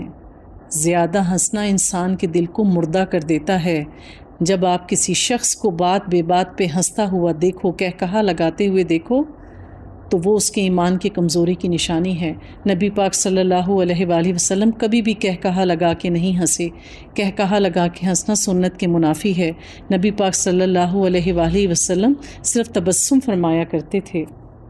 پس اگر اللہ آپ کو اور ان کی کسی جماعت کی طرف لوٹا کر واپس لے آئے، پھر وہ آپ سے میدان جنگ میں نکلنے کی اجازت طلب کریں، تو آپ کہہ دیجئے کہ تم میرے ساتھ ہرگز نہیں چل سکتے اور نہ میرے ساتھ تم دشمنوں سے لڑائی کر سکتے ہو۔ تم نے پہلی مرتبہ ہی بیٹھ رہنے کو پسند کیا تھا، بس تم پیچھے رہ جانے والوں میں سے ہی ہو۔ جب کوئی ایک بار دھوکہ دے دے تو پھر ہرگز اس پر دوبارہ یقین نہ کرو۔ ان لوگوں کا یقین کرو جو برے وقت میں آپ کے ساتھ تھے، کیونکہ بہترین دوست وہ ہے جو مشکل میں آپ کے کام آئے۔ ان میں سے کوئی مر جائے تو آپ اس کے جنازے کی ہرگز نماز نہ پڑھیں اور نہ اس کی قبر پر کھڑے ہوں۔ نبی پاک صلی اللہ علیہ وآلہ وسلم کو اللہ تعالیٰ نے وحی کے ذریعے سے منافقین کے نام بتا دیے تھے اور پھر ان کی نماز پڑھنے سے منع کیا گیا تھا اس آیت کے ذریعے۔ تو جب کسی کا انتقال ہوتا تو حضرت عمر رضی اللہ تعالیٰ عنہ جو تھے وہ صحابی سے پوچھا کرتے تھے کہ کیا نبی پاک صلی اللہ علیہ وسلم اس کے جنازے میں شرکت کے لیے آ گئے؟ جب آپ کو ان کے موجود ہونے کی خبر مل جاتی تو آپ بھی پھر نماز جنازہ کی تیاری کر لیا کرتے تھے، کیونکہ آپ کو یہ پتہ چل گیا تھا کہ اللہ تعالیٰ نے آپ کو منافق کا نماز جنازہ پڑھنے سے منع کیا ہے۔ یہ اللہ اور اس کے رسول کے منکر ہیں اور مرتے دم تک بدکار اور بے اطاعت رہیں گے۔ آپ ان کے مال و اولاد سے تعجب نہ کرنا۔ اللہ کی چاہت یہی ہے کہ انہیں ان کی چیزوں سے دنیاوی سزا دے اور یہ اپنی جانیں نکلنے تک ہی کافر رہیں۔ یعنی اللہ کی ناراضگی کی سب سے بری شکل کیا ہے کہ اللہ ان کو مرتے دم تک نیکی کی توفیق نہیں دیتا۔ وَإِذَا أُنزِلَتْ سُورَةٌ أَنْ آمِنُوا بِاللَّهِ وَجَاهِدُوا مَعَ رُسُولِهِ، جب کوئی صورت اتاری جاتی ہے کہ اللہ پر ایمان لاؤ اور اس کے رسول کے ساتھ مل کر جہاد کرو، تو ان میں سے دولت مندوں کا ایک طبقہ آپ کے پاس آ کر یہ کہہ کے رخصت لے لیتا ہے کہ ہمیں تو بیٹھے رہنے والوں میں ہی چھوڑ دیجئے۔ یعنی کوئی نہ کوئی ایسا عذر بیان کر دیتے ہیں جس کی وجہ سے وہ جہاد سے بچ سکتے ہیں، یعنی بیماری ہو گئی یا گھر میں ماں باپ کا موجود ہونا، ایسی صورت میں جہاد سے رکا جا سکتا ہے۔ یہ تو خانہ نشین عورتوں کا ساتھ دینے پر ریچھ گئے ہیں اور ان کے دلوں پر مہر لگا دی گئی، اب یہ کچھ نہیں سمجھتے، لیکن خود رسول اور اس کے ساتھ کے ایمان والے اپنے مالوں اور جانوں سے جہاد کرتے ہیں۔ یہی لوگ بھلائیوں والے ہیں اور یہی لوگ کامیابی حاصل کرنے والے ہیں۔ تو بات یہ ہے کہ اللہ کی خاطر اپنی مال، اولاد، وقت، قوت لگاؤ گے تو پھر کوئی بھی چیز انسان کو جنت میں داخل ہونے سے نہیں روک سکتی۔ اعاد اللہ لہم جنت تجری من تحتها الانہار خالدین فیہا، انہی کے لیے اللہ نے وہ جنتیں تیار کی ہیں جن کے نیچے نہریں جاری ہیں، جن میں یہ ہمیشہ رہنے والے ہیں۔ یہی بہت بڑی کامیابی ہے، یعنی اہل جنت کے لیے فلوٹنگ پیلس ہوں گے، یعنی ان کے جو محلات ہوں گے وہ نہروں کے اوپر تیر رہے ہوں گے۔ امیجن کیجئے وہ کیسا منظر ہوگا۔ بعد یہ نشینیوں میں سے، پیچھے رہنے والوں میں سے بھی کچھ لوگ عذر کرتے ہوئے تمہارے پاس آئے کہ انہیں رخصت دے دی جائے، اور وہ لوگ بھی گھروں میں بیٹھ رہے جنہوں نے اللہ اور اس کے رسول سے جھوٹ بولا تھا۔ اب تو ان میں جتنے کفار ہیں انہیں دردناک عذاب ہوگا، ضعیفوں اور بیماروں پر اور ان پر جن کے پاس خرچ کرنے کو کچھ بھی نہیں، کوئی حرج نہیں۔ یعنی اگر کوئی بیمار ہو، بہت زیادہ بوڑھا ہو، عورتیں اور بچے، وہ جہاد میں جانے سے مستثنا رہے ہیں۔ اور پھر وہ لوگ جو جنگ میں جانے کی استطاعت نہیں رکھتے، یعنی ان کے پاس سواری نہیں ہے، ان کے پاس اپنا ذاتی خرچہ اٹھانے کے لیے کچھ بھی نہیں ہے، بشرطیہ کہ وہ اللہ اور اس کے رسول کی خیر خواہی کرتے رہیں، ایسے نیکوکاروں پر الزام کی کوئی راہ نہیں۔ اللہ بڑی مغفرت اور رحمت والا ہے، یعنی جینون ریزن ہو تو اللہ ہمیشہ معاف کرتے ہیں ہر صورت۔ ہاں، ان پر کوئی حرج نہیں جو آپ کے پاس آتے ہیں کہ آپ انہیں سواری مہیا کر دیں، تو آپ جواب دیتے ہیں کہ میں تو تمہاری سواری کے لیے کچھ بھی نہیں کر پاتا، اور وہ رنج و غم سے اپنی آنکھوں سے آنسو بہاتے ہوئے لوٹ جاتے ہیں۔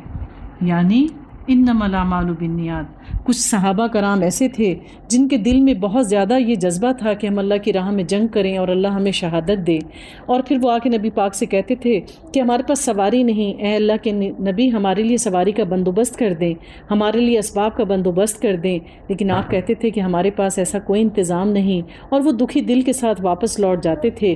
اللہ نے ایسے صحابہ کرام کو گھر بیٹھے جہاد کا پورا اجر دیا۔